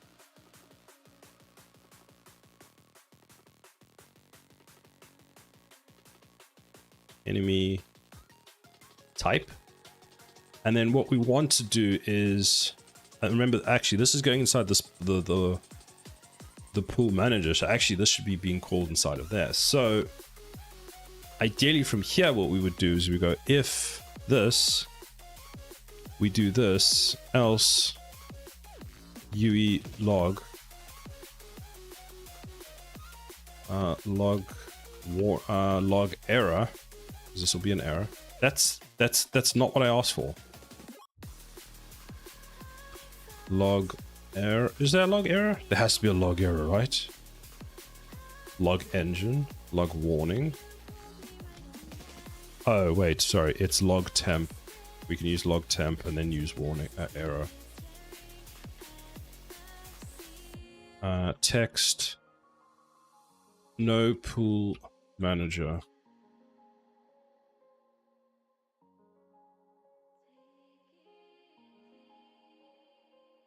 And then something that's actually unbelievably helpful is going enemy pool manager dash begin play. Because I noticed that when so the reason I'm doing this is I saw that in some of the debug logs that I was getting when things weren't set up properly, it was very hard to find out where this was. So I was searching for this unique term, but it wasn't actually spitting out where the error was coming from.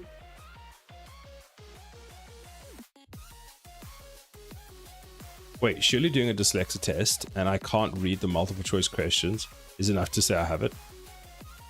I mean, probably, yeah.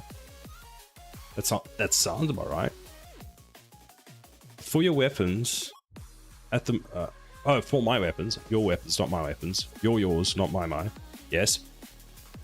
At the moment, having two variables. At the moment, having two variables which keep them light in memory. PDA, which is for their primary data assets. The second is the struct of weapon data variable, so damage range, etc., which are things that will be able to be changed during runtime. Oh, nice. That sounds good.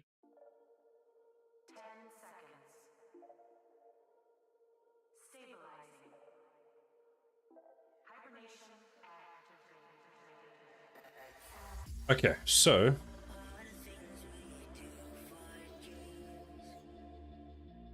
what we would want here is pool manager, and then what would we expect to happen? We would say spawn one, and then what would that take? At the moment, what it's going to do is it's going to... Okay, let's ask this question. What are we currently doing? Because what we have works, right? So in the event graph, we go to we build the pool, which does this, which goes and initial pool size. It just builds an array of enemies. Okay, so the initial pool size just builds an array of enemies and what's the word? Yeah, that's basically what it does, is it just pre-builds a list of enemies. We could do that, and maybe that's what we'll start with, but we do need to move to the point where we actually receive a set of enemies. So let's do it like this for now. We're going to just say that this is BP base enemy. So do we have... I almost need to set up a map of enemy type to enemy so that we know what to spawn. That just make just make sure you don't have the current ammo inside the PDA. I see a lot of people doing that. The max ammo should be a struct, as otherwise if it's in the PDA it'll affect everything else, and I might share the same PDA. I mean, current ammo should be in the struct. I wonder if that's the error, the sort of issue that I see a lot online, is people complain that they've got a PDA, and I'm pretty sure they've mentioned they've got a PDA, and they have like that exact sort of issue. That's some kind of issue that maybe they don't realize what's happening, is where they've got the PDA that's affecting everything, and one person picks it up and it affects everyone, and they're like, but why?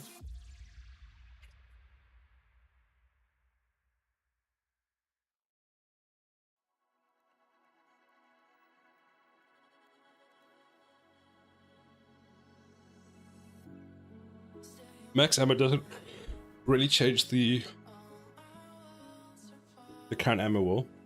PDAs are great for things like base values for reference, but struct should be used for everything else that you need to be changing during runtime. Yeah. A PDA is, the way I look at it as a PDA is look at it as a static set of data that you don't manipulate at runtime. It's like a reference sheet that you look up for a bunch of things, but if you're trying to manipulate the PDA at runtime, I feel like that's not what it's supposed to be. That's why it says it's, primary data asset, as in the start. That's how I've always treated it.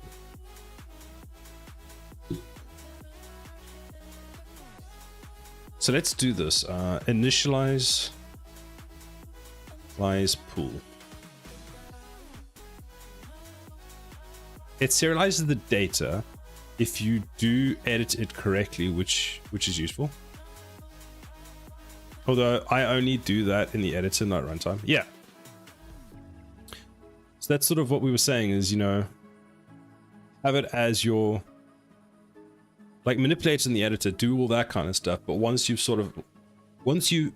in that play mode, don't touch that data. Also, Mydron, hello, how are you doing? How did the rest of your stream go yesterday? Have you finished Unreal Engine 6 yet? When is it releasing? When can I get a demo branch? Asking for a friend. I still know people that brick their projects because of changing struct names, and they have references everywhere. Fair enough. Almost there, a few more years. Nice! Exciting times. I'm wondering if you should have just moved straight on to Unreal Engine 7. Give you a bit more time to develop it. Let Epic release Unreal Engine 6 and then just come in Unreal Engine 7. Currently nursing a belly full of Oktoberfest brats and brews. Nice. Does that mean no stream today? Mydron, the inventor of Unreal Engine 6, yes. He was actively working on Unreal Engine 6 yesterday.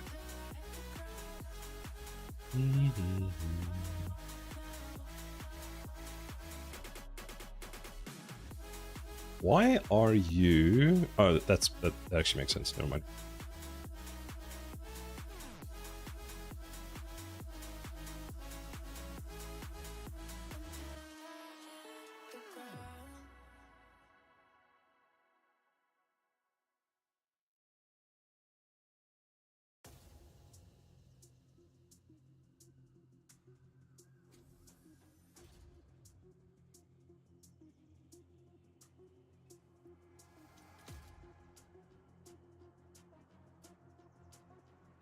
Sweeney gave me a control on 6.9.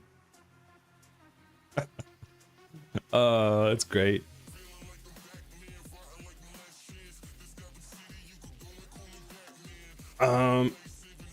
When is Unreal Engine 6.7 coming out? Because it's in preview at the moment, and I'm surprised. I'm not sure if it was just me, but anyone else just missed the entire announcement for that it was even coming to preview. I'm convinced what happened was it was announced at Unreal Fest, and because it wasn't streamed, no one mentioned any. It wasn't mentioned to everyone else.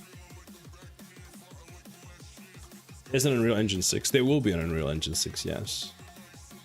I'm using 5.7 preview. How is 5.7 preview? Because I downloaded it from source and it was fine, but I didn't use it very much because the retargeting in 5.6 is broken. Yeah, fair. Okay, so we're going to initialize the pool.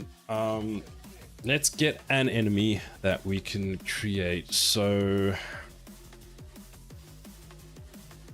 F10, we're going to just cheat. I'm going to say U property, edit anywhere. That can't be in here then. Let's go with private.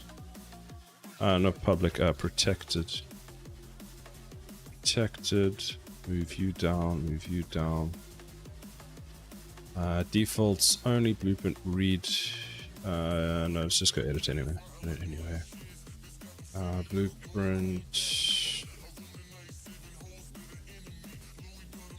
Read write.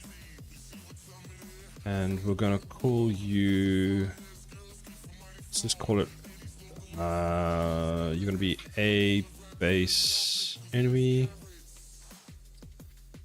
And you're going to be enemy base. We'll just call you enemy for now. It's okay as far as I know. I mean, I'm sad because they said the new landscape stuff was coming in 5.7 and now they've pushed it back. They've done nanite foliage in 5.7, haven't they? Saying about the retargeting, the amount of animations on Fab which are only for UE4 skeleton is maddening. That's surprising that with, you know, 5.7 release coming out, people are still using the UE4 skeleton. It almost makes you wonder, does it technically qualify as working in Unreal Engine 5 if it's still using the previous skeleton? They should actually make that as a flag now.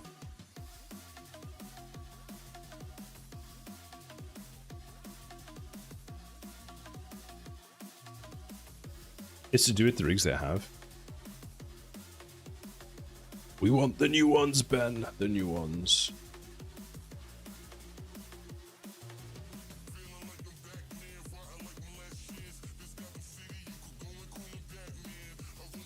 Wait, this is the wrong... Oh, no, that's right.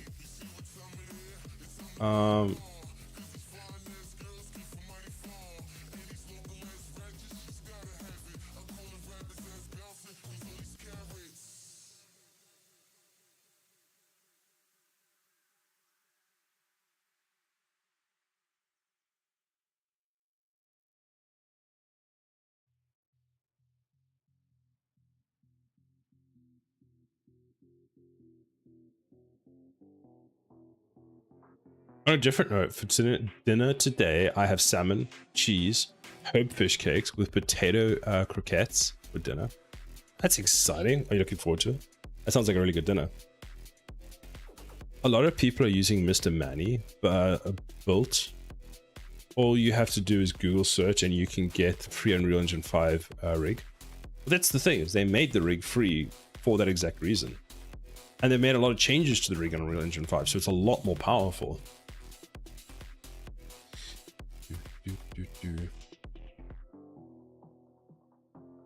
If enemy pool data. What we're going to do from now is we're just going to go like this.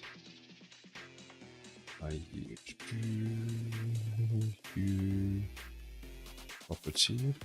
Just so I can see if this is working. T array of that. Enemy array.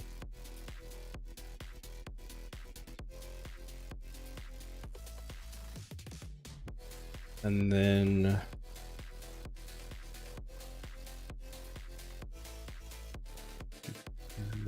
what we're going to do is we're going to go for 32 I is equal to 0 with index equals 0, index is less than 10, index plus plus, then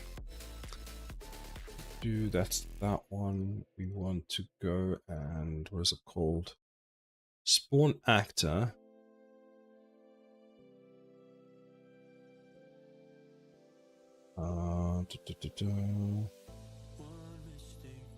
Isn't it charismatic? I can't remember what it is.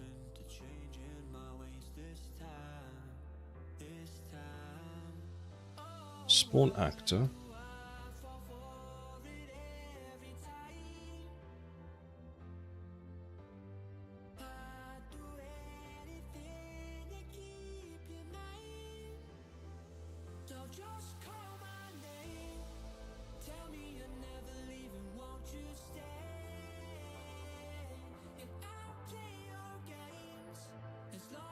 location and rotation. F vector 0, 0, 0, 0. Rotation F rotator 0, 0, 0.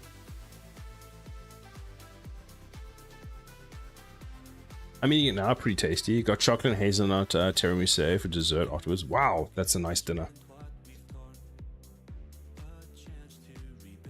I was doing animations for a while, got okay at running cycles, but then I was like, man, I have a whole game to make. Fair enough. Can we just do that and then go like that?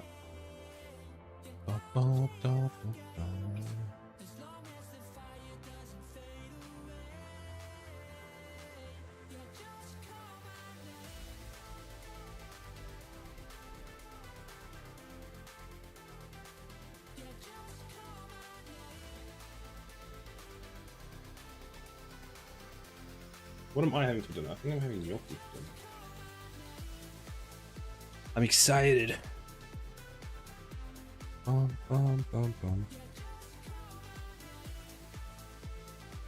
It would take about 1 to 2 to get the animation how I wanted. It was at days. And it would take a lot of time for every animation set. That's fair.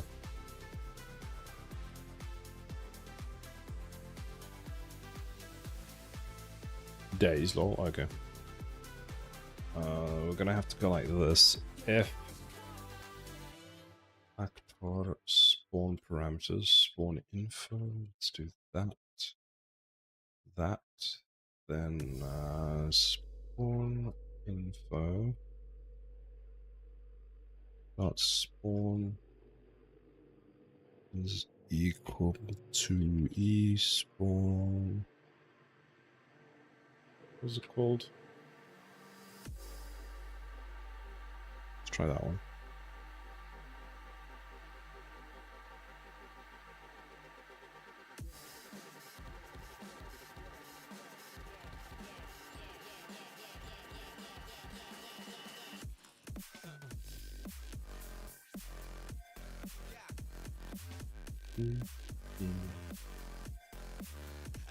I've done this right.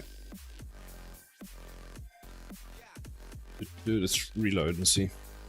Miss a whole world. Now I'm getting worse by the second, oh god.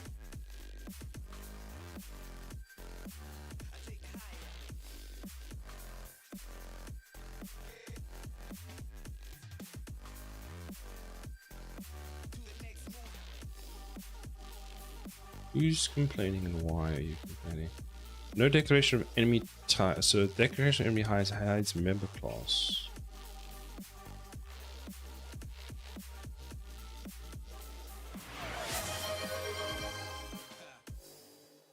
They give the hydrate. And the stretch. Oh, and the posture check. Oh, I do that all the time. I have to take a second read what I'm typing to make sure I got it right. Even then sometimes I get it wrong. I do that all the time. I read it wrong. I say it wrong. I type it wrong. It's all wrong.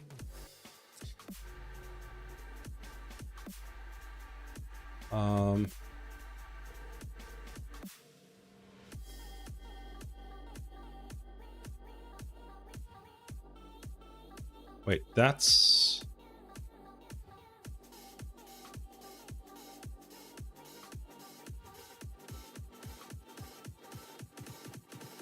Actually, that should be fine. What I should be able to do is if I just go... what is it? Include... enemy base. Does that solve it? Because that should have... Yeah, it does. So that should work. Storm, hello, how are you doing?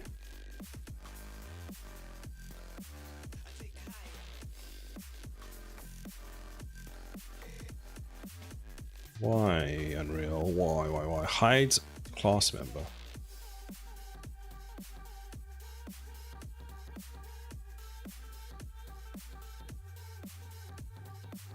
Nordic.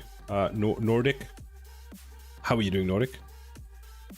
I really want to know how the Iron Age has got so much detail in guns. It's crazy. They probably buy them. Pretty good. Just got up, lol. Nice. Good to hear it.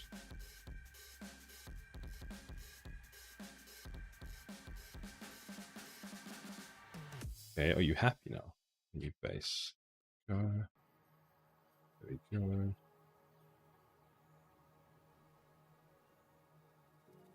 Create a game? Yes, I am. I'm creating a Tower Defense game in Unreal Engine. And C++. I will end you. Oh, we have ads.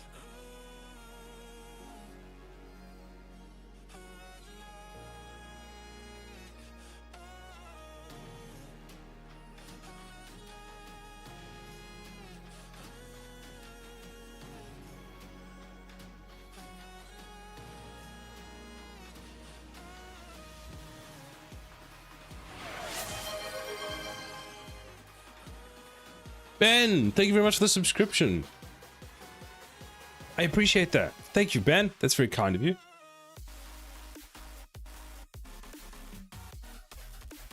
No more ads. They are dumb. Fair enough. Now we can whisper about all the people. Whisper, whisper.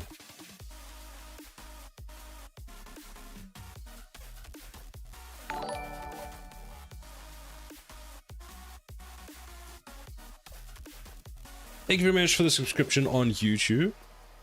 Full project or demo? It'll be the full project. I have kind of broken it at the moment, which I'm just going to fix quickly.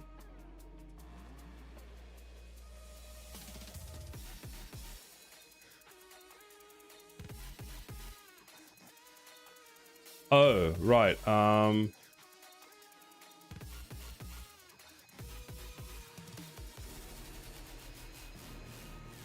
It will be the full project. I'm sort of working towards the demo at the moment. If I show you on 1 second, I will show you what the design looks like. There's this design. Oh, you don't have to worry about that one. There's this design. So this is full design for the game. So for example, you'll see these are the 5 towers. There's all our towers. This one is actually in the game. That's the electric tower. So you've got your electric tower, we've got the cannon tower, laser, gun, and missile. And this is sort of the roadmap that we're trying to follow. Then we have all the levels that we want to have. We want to have 12 levels in the game. We're probably going to have the first 2 that are just going to be for the demo. Maybe 3, I'm not sure. Then what else do we have? Sort of the story for what we want, sort of a backstory over there. We've got a bunch of design stuff here. So we've got sort of the progress for how everything's looking. We've got, you know, where's the modeling at? Where's the enemies? Enemies I need to actually sit and spend some time going over. We have a hype train. We have a hype train. What came through that it did not show me? Twitch, can we discuss this?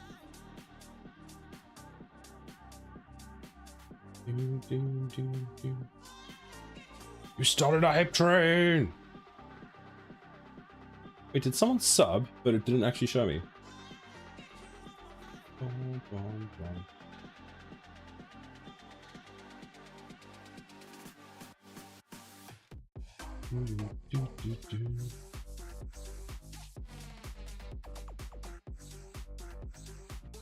So yeah, then we've got that's just planning. We've got an upgrade system that we have for the game. That's for, so this is the tower upgrades. We actually have a additional upgrade system, which is for the like modules and those kinds of things. So did Unreal Engine open? It did. Might work, might not work, we'll see. So if I press play here, that's new. That's never happened before. This is a new feature. Why am I on the floor? We can speed run through our game. So this is what the enemies see, just with lots of death and destruction. Meow. This is a cool racing game, I must say.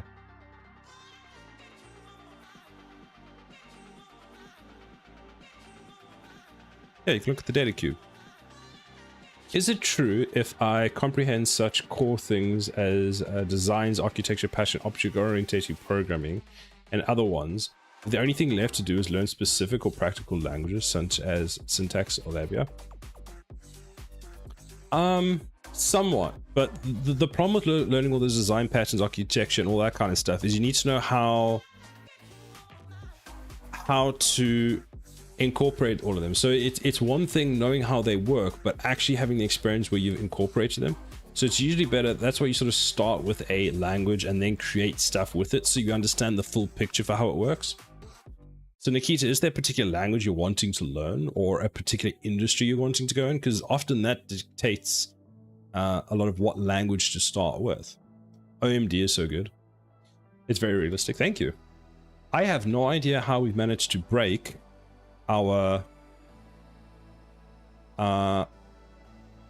class, because usually what happens is when we click play, we go into our floating pawn, but for some reason, and I have no idea why, when I click play now, okay, now it works.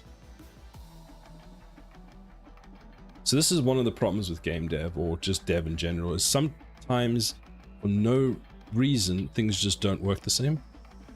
So anyway, so what we have now is I can place towers. There's a really weird effect. I'm getting ready to dive into PHP. Oh, nice. There's this really subtle effect that's happening that's completely coincidental because something's lagging behind in the shader material. When I place this tower, you'll see that the green slowly fades out, like through the material. And I just need to learn how to do that in the actual material properly. And then if I press start, you'll see it spawns all our enemies. It doesn't work. Why? It works. Why? Exactly. I've never seen it where I've pressed play and I've just dropped to the floor like a stone and I could move around like that before. Even the controls made no sense. Because the controls were moving faster than I can normally move. Because if let's say this is play, you'll notice that I'm not moving anywhere near the same speed now. It's like, what? Well, I don't think I am. It's not too late. I heard PHP died a few months ago. I know some people still use PHP. So it depends on... So are you wanting to do game backend, not game backend, so web backend and that kind of stuff?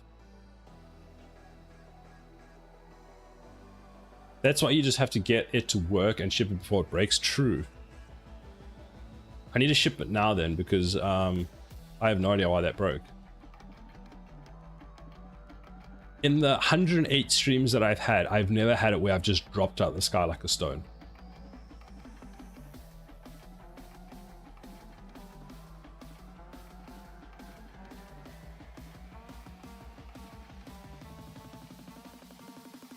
But yeah, so this is the tower defense game I'm making. We've got the, we've got an overview here. That's how much damage we're doing. We've got an upgrade panel. We've got tower specific upgrades, so we could upgrade. Let me show you that over there. So we've got tower specific ones where we can upgrade the towers. Oh, we won. We killed all the enemies. Put it to desktop. Why would you drop out the sky? Probably because gravity is enabled, but at the same time, because if I press play now and we eject, we should have we've got the player start. We've got 2 player starts actually. I don't know why it's 2. There should be a BPC. There we go. There's the player pawn, which as you can see that's where the camera is attached. So the red line up there, that's actually where the camera is attached. So you can see that's the same view that we get. And then as we move around the map, this is what moves. So you see if I do this, that's what happens. And it's a floating pawn, so it actually jumps up on top of here. So you'll see as we move here, it just like, it yoinks.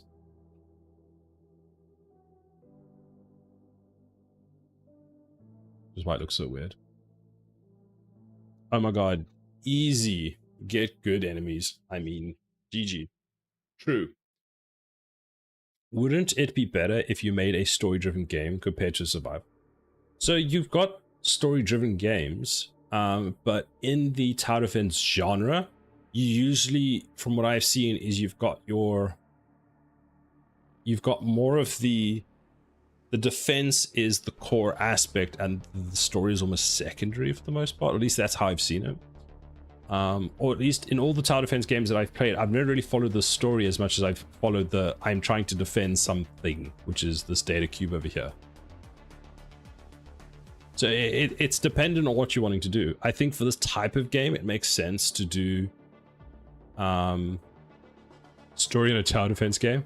Yeah, you see, that's a shooter. Fair enough. That's actually a good one. I'm gonna remember that. But yeah, blue. It's like tower defense games. I feel like you build the core of the game, get everything working, and then like you add the story as like to bridge the worlds together. You can add a story. I tried to make a platformer 2D in Unity and even drew a few tile maps in A Sprite. How did that go, Nikita?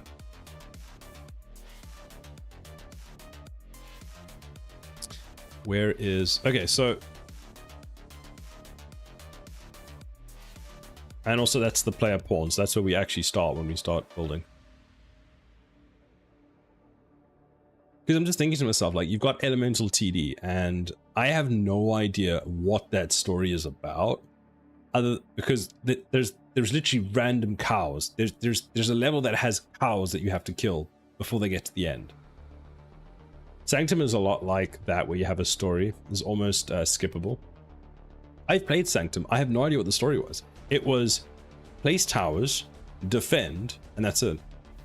I think if the story is not memorable, it should not be written. Fair enough. How I'm kind of designing it is you've got a tower defense game. There's a lore side of it. So there's like information you can find out about specific parts if you want to, you know, find out why are we here, why are we doing what we're doing. But I think for a lot of people, they don't really care about that. They just want to defend a thing with towers, and that's it. So for those that want to find out more about why we're here, what are we doing, I've got that sort of, you know, story part. So I've got a base sort of some kind of a backstory and a story, but most of it is just, can we pew pew with towers? I think you could have some lore that puts the game I think you can have some lore that puts the game into some context. Exactly, yes. The closest thing I can think of a good tower defense story is Factorio. Heavily lore driven. True.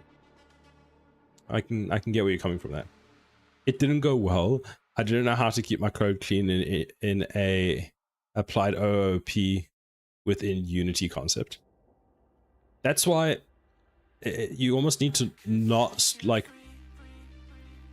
Nikita, that's where building a game and just getting it functionally working is probably best, and then sort of learning how to make that, you know, refined comes with time and experience.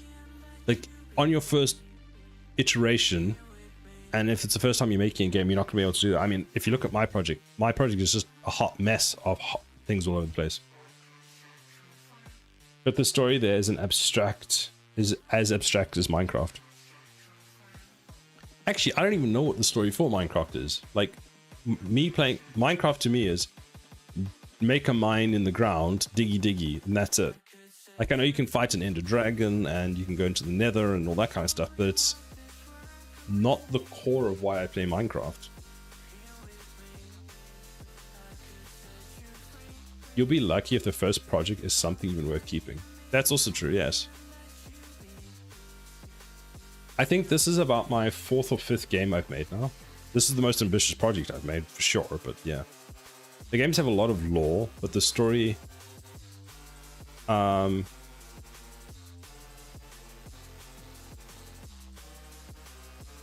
story's emergent instead, yes. Forgot what I was doing now. Alright, if I open this one, I should have... Rimworld is probably a better example. Okay. spawn queue, spawn count has run. That's fine. I deleted so many projects. Don't worry about it. As you're always learning new things. Yeah. Also, watching other people can be helpful. See how they implement stuff. Everyone, I find when you watch people, everyone's at a different like experience level. What was I looking for? So I made... That's the enemy pool manager.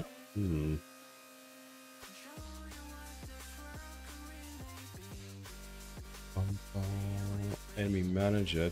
How did I set you up? You're private. You are you property.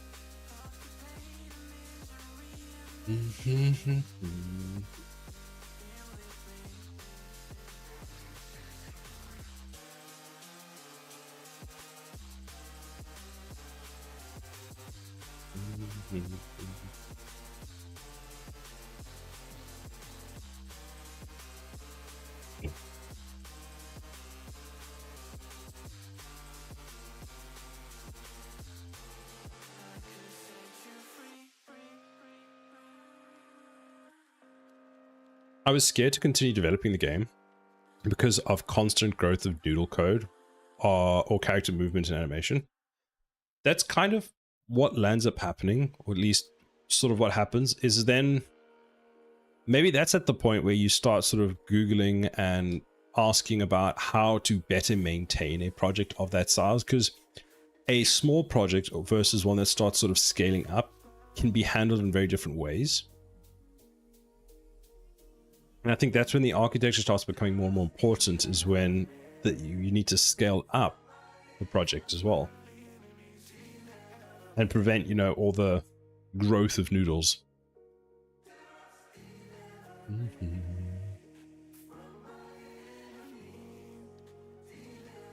Which is also kind of the pitfalls of libraries. People stop developing their own ideas as rough process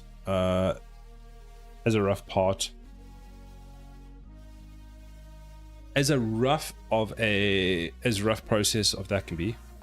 Yeah. Refactoring your spaghetti is kind of the process of learning how to make spaghetti in the first place.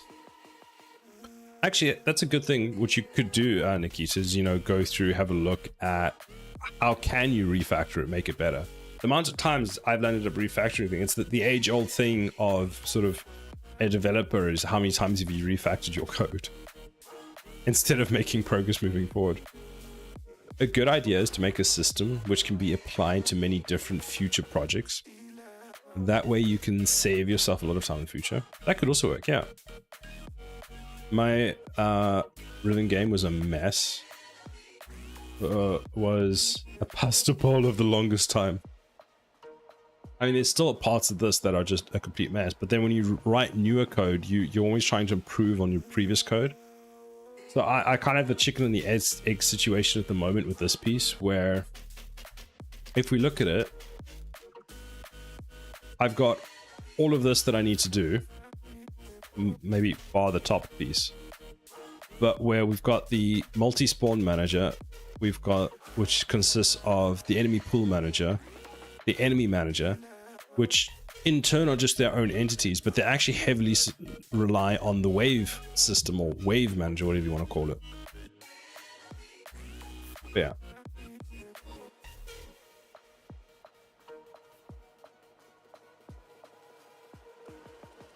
Like my interaction system I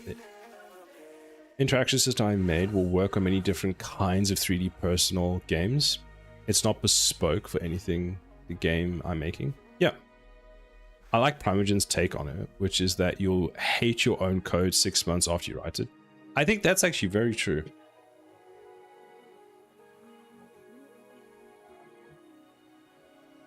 There was a video I was watching with Casey Maratori from JetBrains, where they were talking about, you know, looking at your code and how it worked and all that kind of stuff. And when you get to the point of your code is now, what's the word? You've got code. If you're not looking back at code you've written as this is bad and I need to improve it, Well, what they were saying is basically they've been doing that for years. Is like any code that they've written is they can always find something when they come back to it and go, I could have done this in a better way. Oh. Right, so I think it was part of the imposter syndrome part of the talk. Yeah. That makes sense. So what am I going to do now? We've got this. We need to set it as active. We set it not as active. That's fine. I need to now be able... Victor 6 games. Thank you very much for the follow. I hope you're doing well today. So now what we need to do is be able to actually get the list of enemies into our...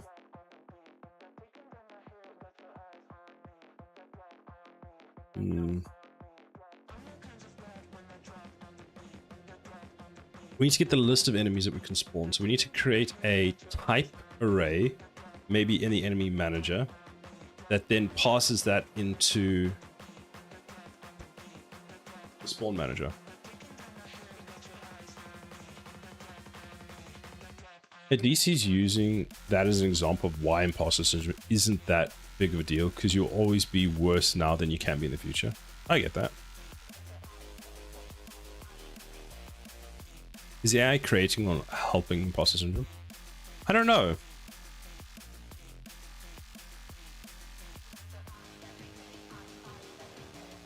I think it can help in some aspects with it, but I think it's always important to understand what's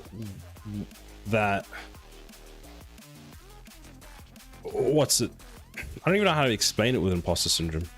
Like, I have imposter syndrome all the time. It's a very hard thing to sort of, I want to say even get over. I don't think you really get over. I think you just more accept it. Hi, I'm okay. Just having to rewrite empty game scripts. Ooh, good luck with that.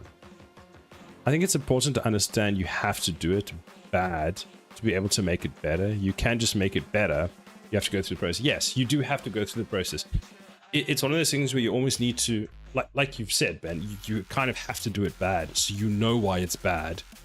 Or you can try and figure out why it's bad to see why you implement things. Because I often find people say, and I've seen this in, you know, in work and game dev and all things, people say to you, you need to do something in this particular way. And you're like, okay, cool, you know, fine.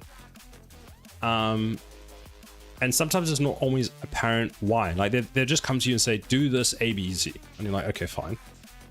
But then when you go and you implement something, let's say, you're like, actually, you know what? Wait, I feel like I know better, so I'm going to do this instead.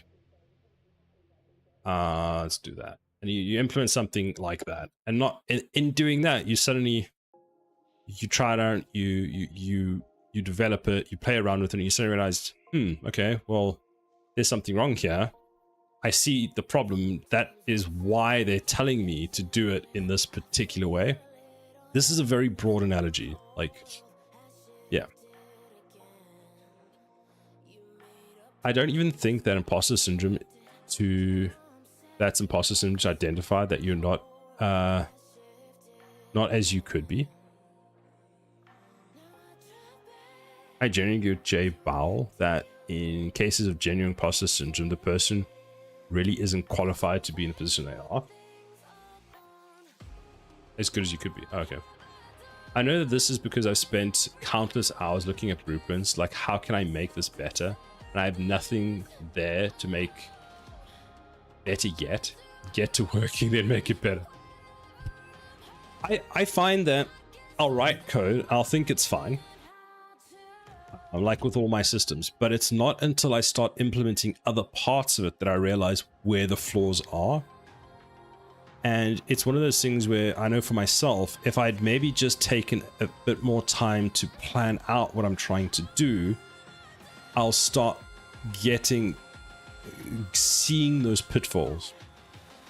Because I find like at my company with the much more senior devs, you'll come up with a solution for something and they'll have some reasons for why it won't work.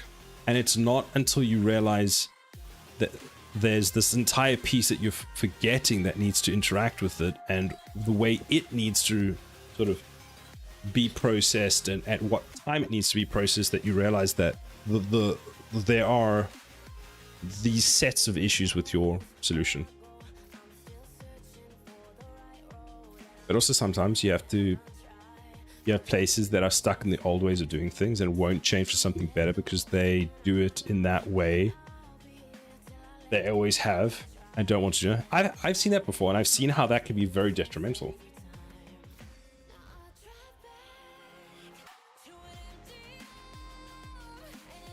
There's companies that I've worked for. I have one company that didn't actually have a build system in place at all, which made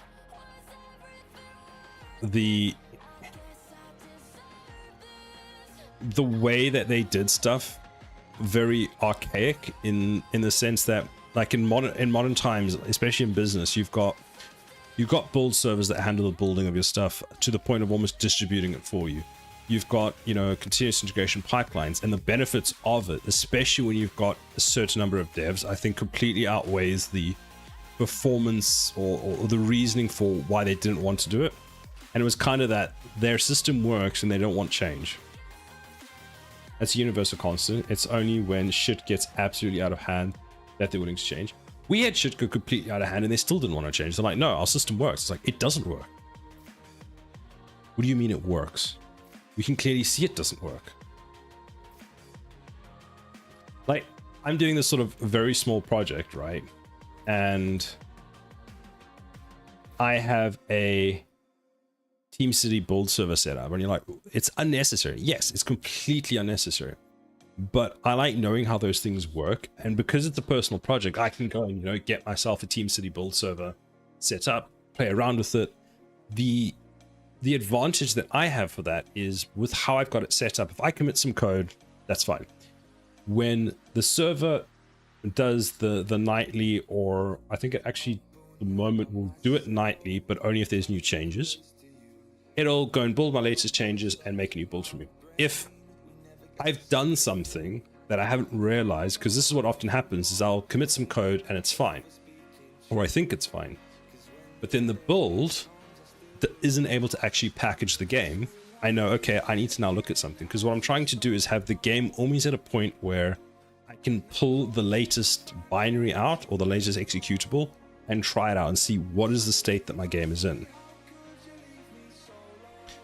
And it also prevents, the other thing is then when I come time to package, I don't have to go through this process of, here's this absolutely massive list of, errors that I've got to go and fix, because I'm now fixing the ones that I need when I see them.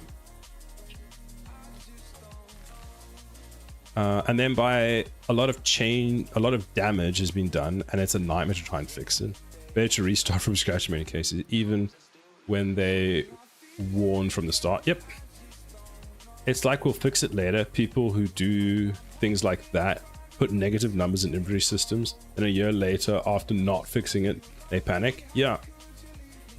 I mean, I've been bitten in the back so many times, on the butt so many times by myself in this project for going, I'll fix it later. So I'm trying to now be a bit more, just do it now. Like, there's a difference between like a to-do for something that you're going to implement later and come back to, versus we'll do it the cheap and easy way. That's why you should use clamps all over the place. It's crazy how many times people do it. Yoink. Boom. You can't just come in here and yoink my code. Oh, I suppose you can come in here and yoink my code. You just did. How are you today, boo? Zoomies. I need to have a look at this. So we have this, and in fact, we've got that at the moment. But this now, we need to have.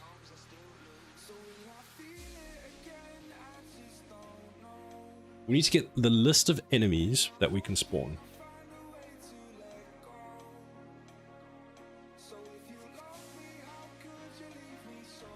The context I'm talking about is ERP. Okay.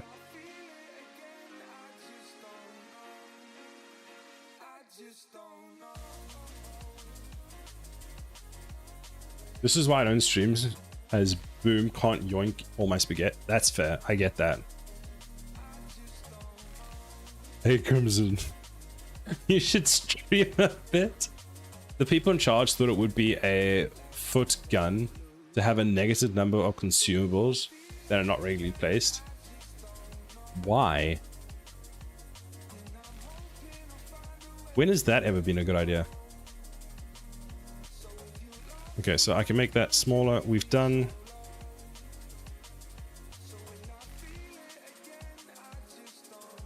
Basically what I now need to do is I need to be able to get a list that is... Which list is it? It's kind of... Hey! Someone got a new screenshot. You can unlock emotes and I can make you your own screenshot emotes. It's worth it. It's worth it. You can be like that. You can join the cool club. And there's no way to track what job pulled the inventory to create the negative inventory. But you'd think in an inventory manager, you would... The reason you wouldn't want negative is because then you hit a situation where you think you've got stock of something, you pull it out, and it turns out, oh, that stock just doesn't exist. So then what do you tell the customer? Oh, my bad. We thought we had more than we have. That's like saying you have infinite stock, isn't it?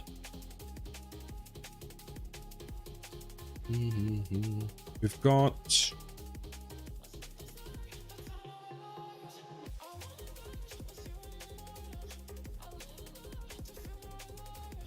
I wonder if... I mean, we could, couldn't we? That's what we do. That's the answer. It's so simple. It's so elegant. It's so...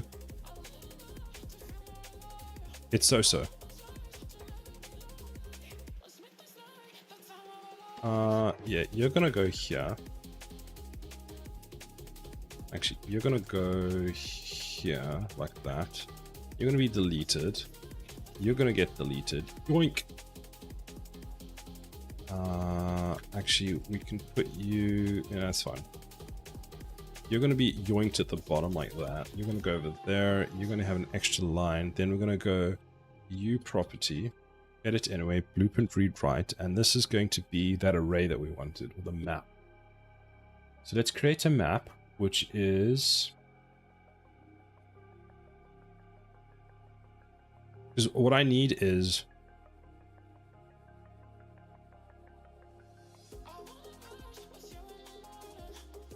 I need enemies, types with their corresponding, and then link to their BP. So let's make a T map, E enemy type. Okay, that's going to be the unique identifier. And then we're going to have a enemy base as a T soft. Is it an object? Or it's going to be an object. Let's see if that works. I think that'll work. Like that. And that's going to be enemy list. Then we're going to just YOLO restart Unreal Engine and hope that it doesn't just fall out the sky like it did last time, because, you know, falling cameras are not great. There's a specific instance where you can allow negative values, and you'll regularly restock inventory, and there's a system for knowing that jobs are owed materials that causes the negative value in the first place. But what I don't get is why do you want to have negative inventory? Is it so that you can kind of get the order going while stock is being brought in? Because to me, it seems like it leads to more hassles. Maybe I don't understand the full context of why you'd want that, but I just see it as... I spelled list wrong. I just see it as you can assign materials to a job even if it doesn't physically exist, like a back order. Okay, fine. But doesn't that just cause more hassles? I suppose otherwise what happens is you can't assign materials to the job because you don't have any. Was this a thing that regularly happened? Because isn't that more on a thing saying that, isn't that then more, you're basically saying that you should be ordering more stock preemptively? Because if it's something you regularly go through, let's say screws, let's say you order screws in 500s and you're finding that you're needing to order them like multiple times per week. But even then, you have to be very careful because ERPs being a data pass of global variables, you could have half a dozen people causing changes. Oh. Right, okay.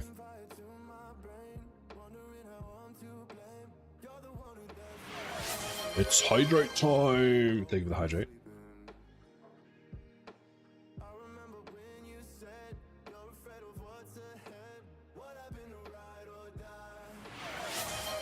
Stretch. Thank you for the stretch, the hydrate, and the posture check.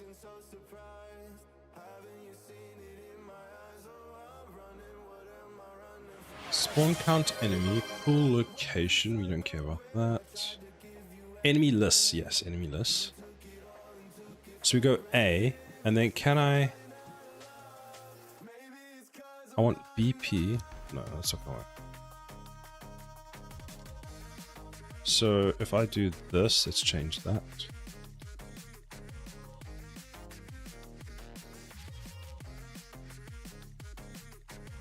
Isn't it T soft? Wait, this is wrong. It's not an object pointer. It's a T. Yeah, it's not what I want. Hold on. It's because this is saying. Wait a minute. I think it's the class.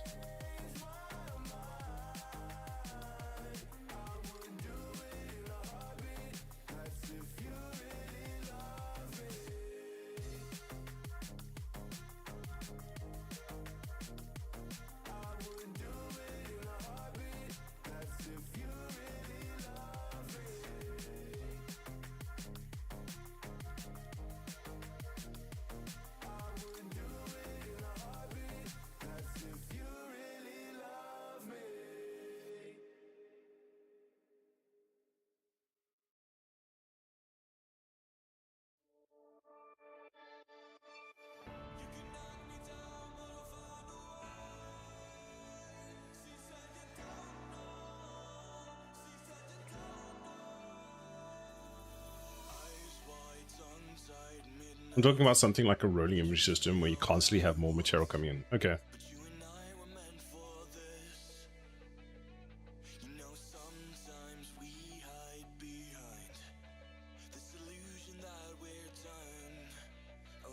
T soft class pointer. Let's try that.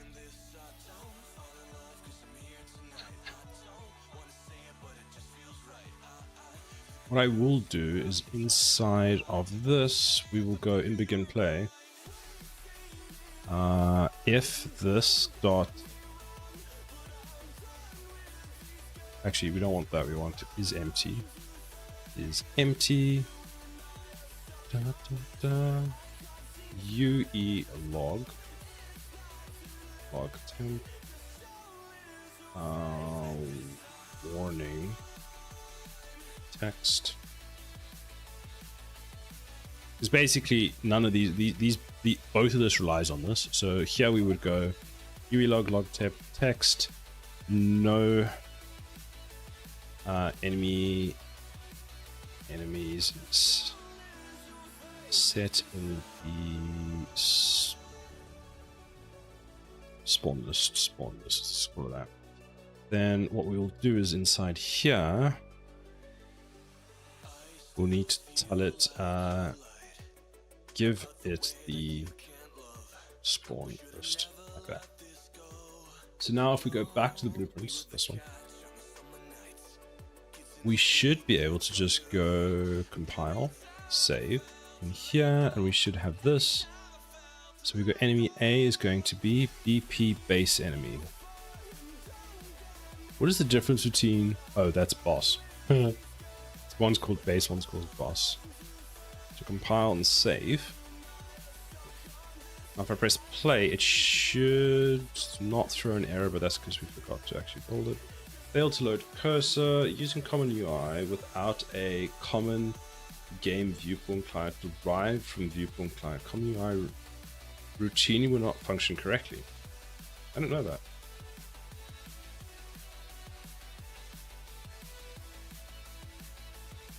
So, okay. In theory, what we can do now is we can go and say that this.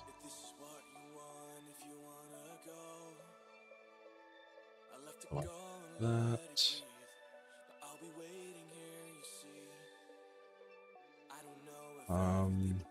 Go into here.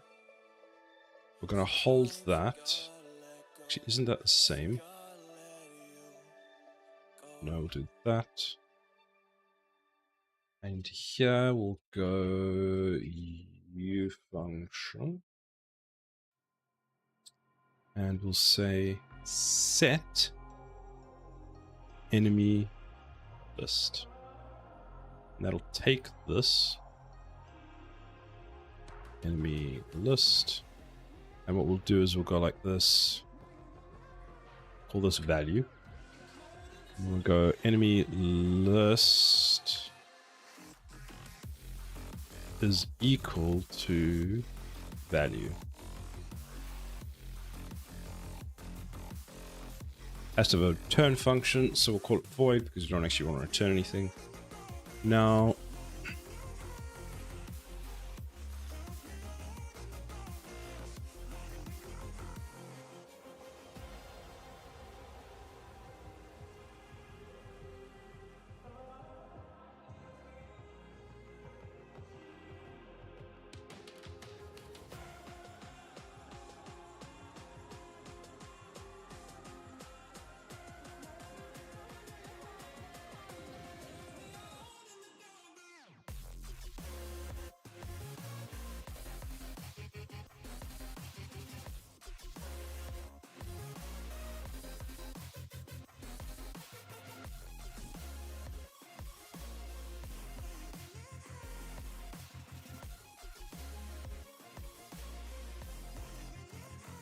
I just got, I just got being able to have a pistol in each hand done. Dual wield, still can't do anything with them. Nice! That's good progress. Nicely done. It's quite exciting, right?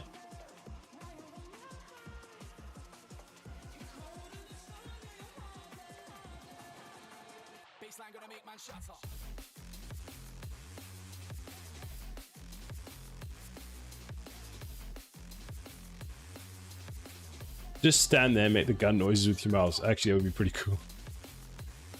That's what I would have done already.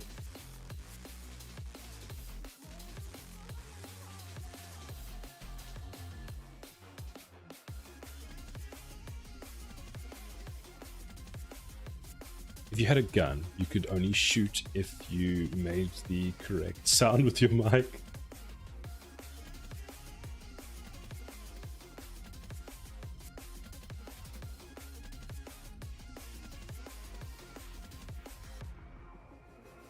Actually, I want to make this a pointer.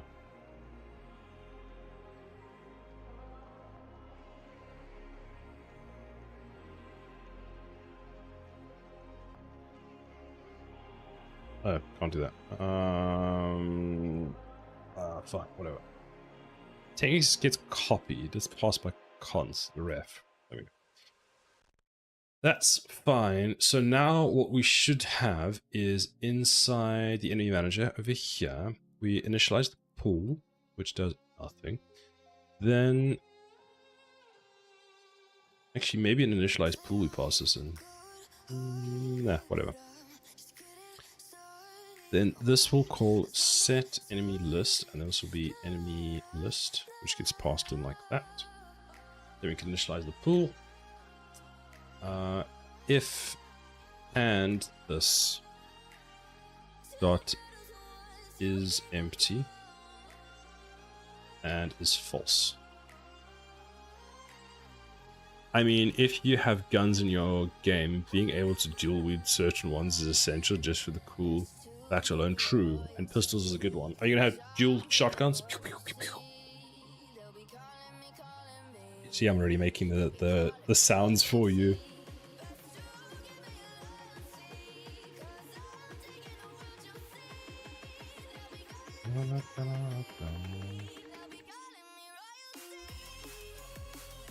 Or you could be like N64 GoldenEye, where you dual wield everything, anything, like dual wield rocket launchers. Someone was very proud of their dual wielding code, so they made sure you could do with everything. That's what I imagine. Dual shotguns. So destroy your wrist simulator then. Yes. Just get stronger wrists, you know. Dual sniper rifles, there you go. Like dual 50 cal sniper rifles while walking. Do you even lift, bro?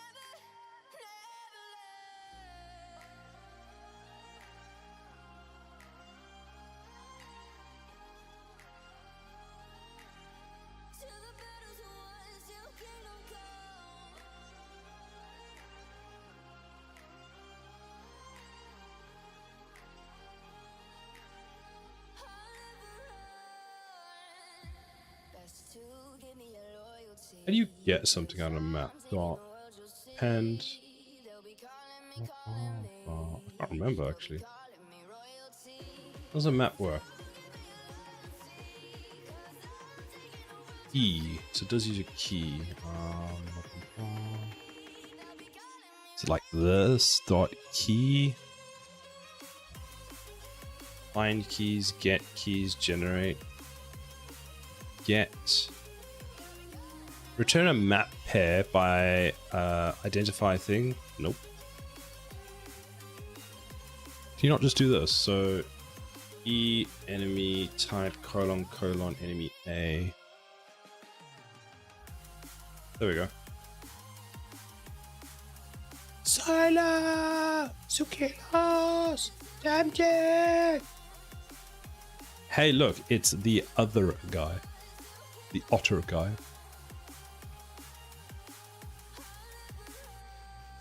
How are you doing today, Temptic? Oop. Oop, dude. Hi, Temptic. Boom is still here. Tired, and you? Why are you tired? Was it a long week?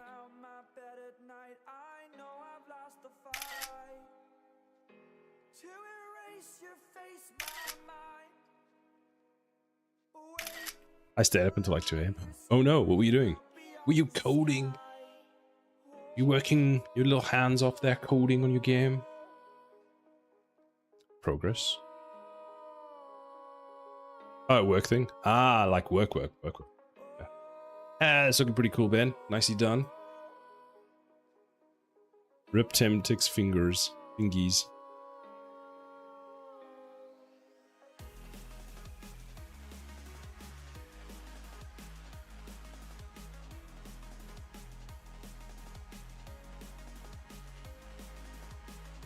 Where is... So that's fine.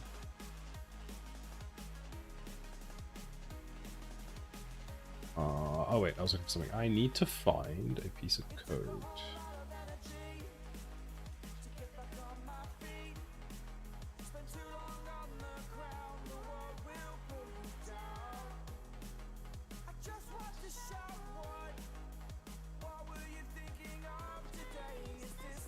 Let's say A enemy base, I guess. So spawned enemy is equal to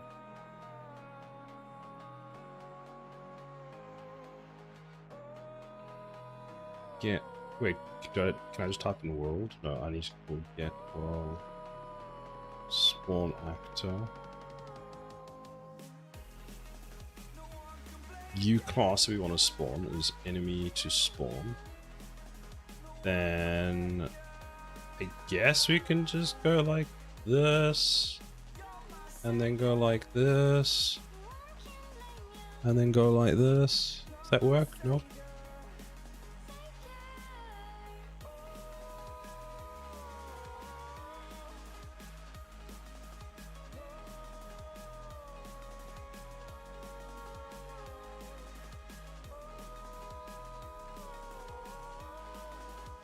I did the same thing, except was until 6 a.m. finally got my Windows update working at 6 a.m. I sat for maybe an hour while the update ran. Currently debating a nap, making coffee. Ooh. Coffee sounds good. I could go for coffee.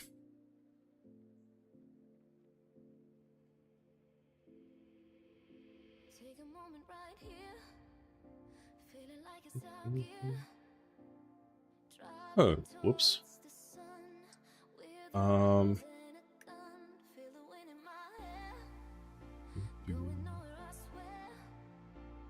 Whoops.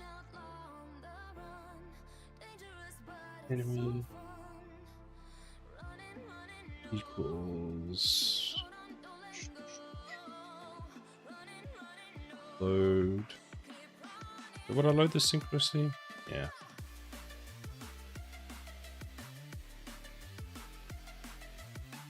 Bubbles, coffee's requested. Bring forth delicious brown water. Do, do, do, do.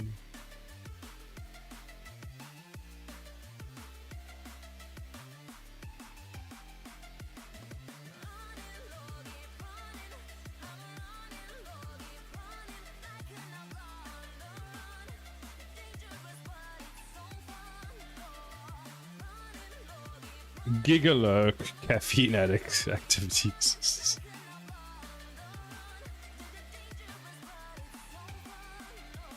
I'm gonna try this now. Brixton, hello, how are you doing? Nothing works. The declaration of enemy hides class member. You're a class member.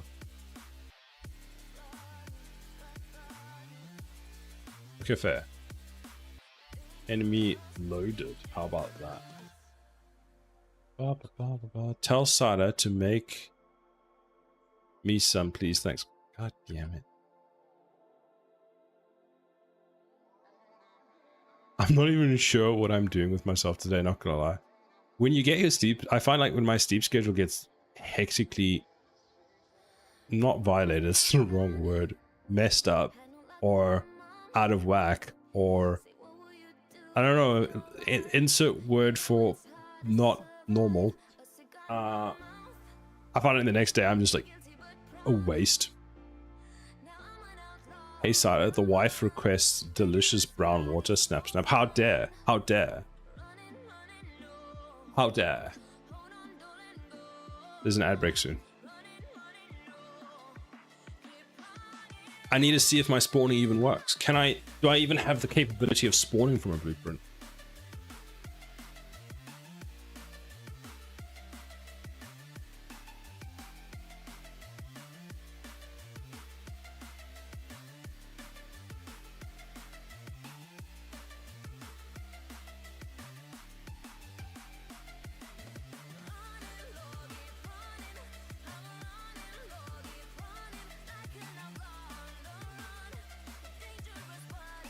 Ba-da-da-da.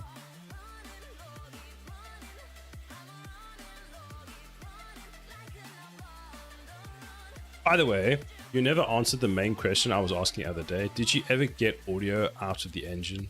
Did you ever get audio out of the engine yesterday? I got confused by that because what was I supposed to hear something? Because I ran the code and I never heard anything. Or at least I didn't think I heard anything. So at what point was I supposed to hear anything from that engine yesterday? Because I got that output, that long ass output, and that was about it. So maybe the answer is no.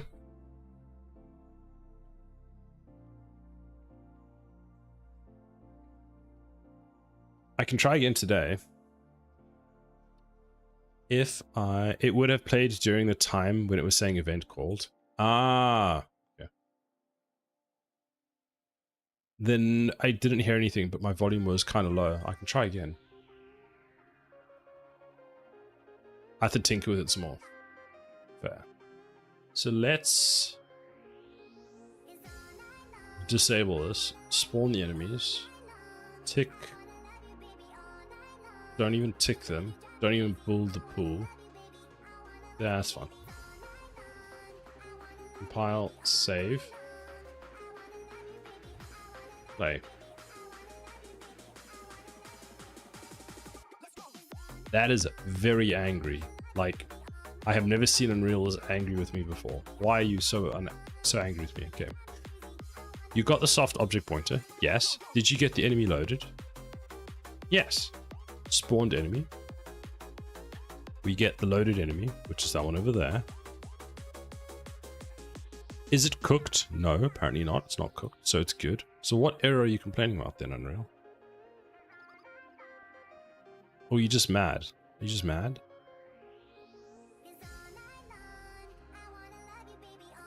Get location is not available.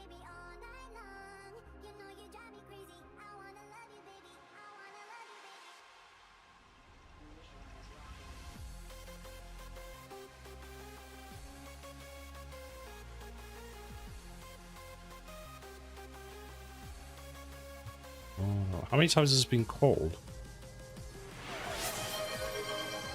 Initialize the pool as a function over there, which is being called from over here.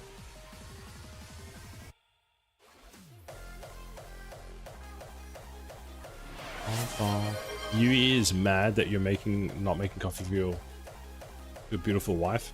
Probably it is. I mean, UE is very intuitive like that. Thank you for the hydrate and the pasta check. Fine, I will be right back then. BRB.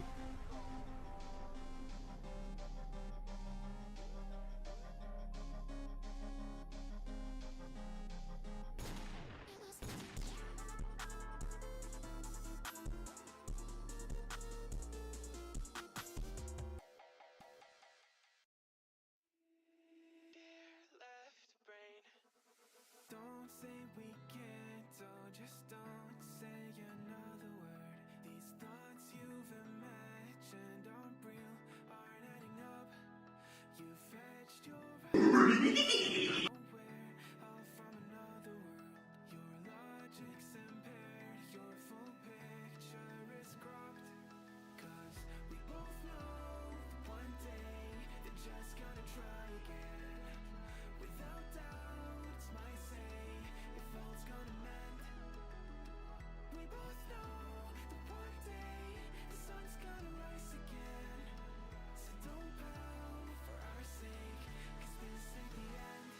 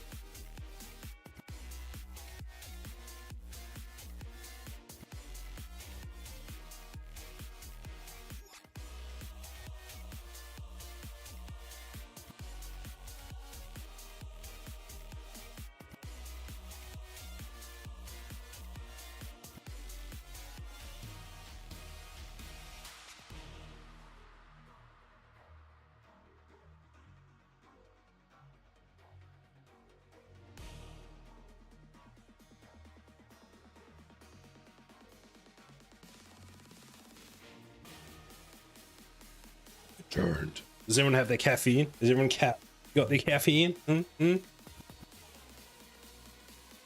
did I miss? Taxi! Meowdy.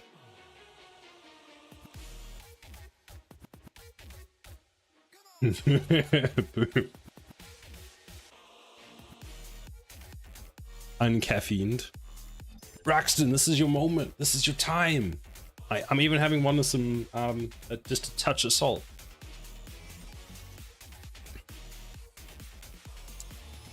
Put too much salt in. Like slightly too much salt. Salt in coffee? You just put a touch of salt in your coffee. But I drink my coffee. I'm drinking this one black. I'll make coffee in a second. Nice. Cola boom. Just a pinch. Yes, literally just a pinch.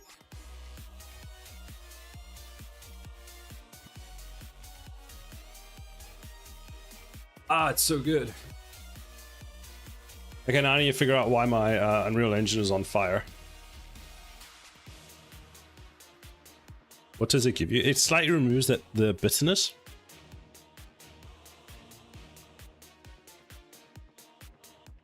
Yep, that's the bitterness of it. The first time I heard it, I was like, huh? I was like, okay, I'll try it. You know what? Let's not say anything until I try it. And I tried it and I was like, actually, without sugar. Yeah, I mean, it's... do. Pressing X to doubt. You just have cream and salt. After investigating, my bot hit the site at the exact second when there was no time and it didn't refresh. It just kept searching for 30 seconds for the HTML tag and contains the time and failed. I don't know how to fix that. Or Oracle couldn't connect fast enough. What if we, I mean, like, can we not have a Discord like webhook that just pings your server to then check?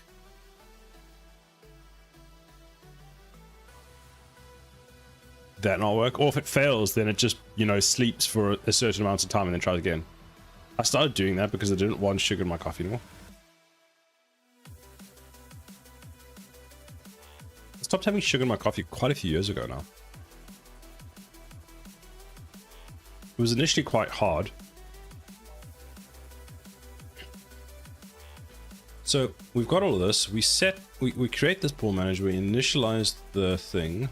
We come into here and we get the spawn thing. We get the enemy spawn list, which at that index, well, not technically index, but of enemy type A, B, we have a value. We get that back. We then go into we then load said class. We get the enemy, the loaded enemy. Then we try and spawn the enemy. And then at this point, it has a... It doesn't tell me why. Let's try again.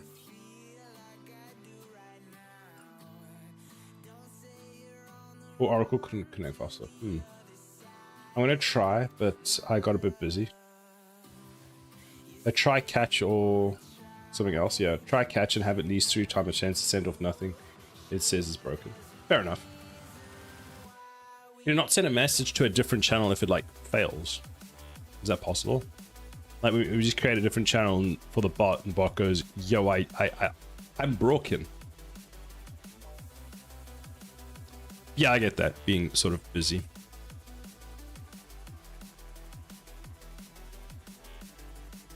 Actually, I got my Unreal Engine build server working.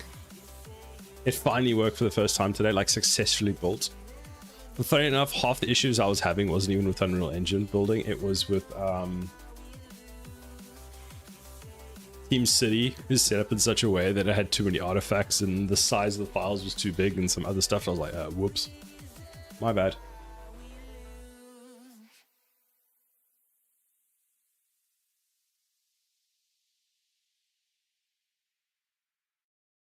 Okay, so you're all disconnected, so you shouldn't do anything.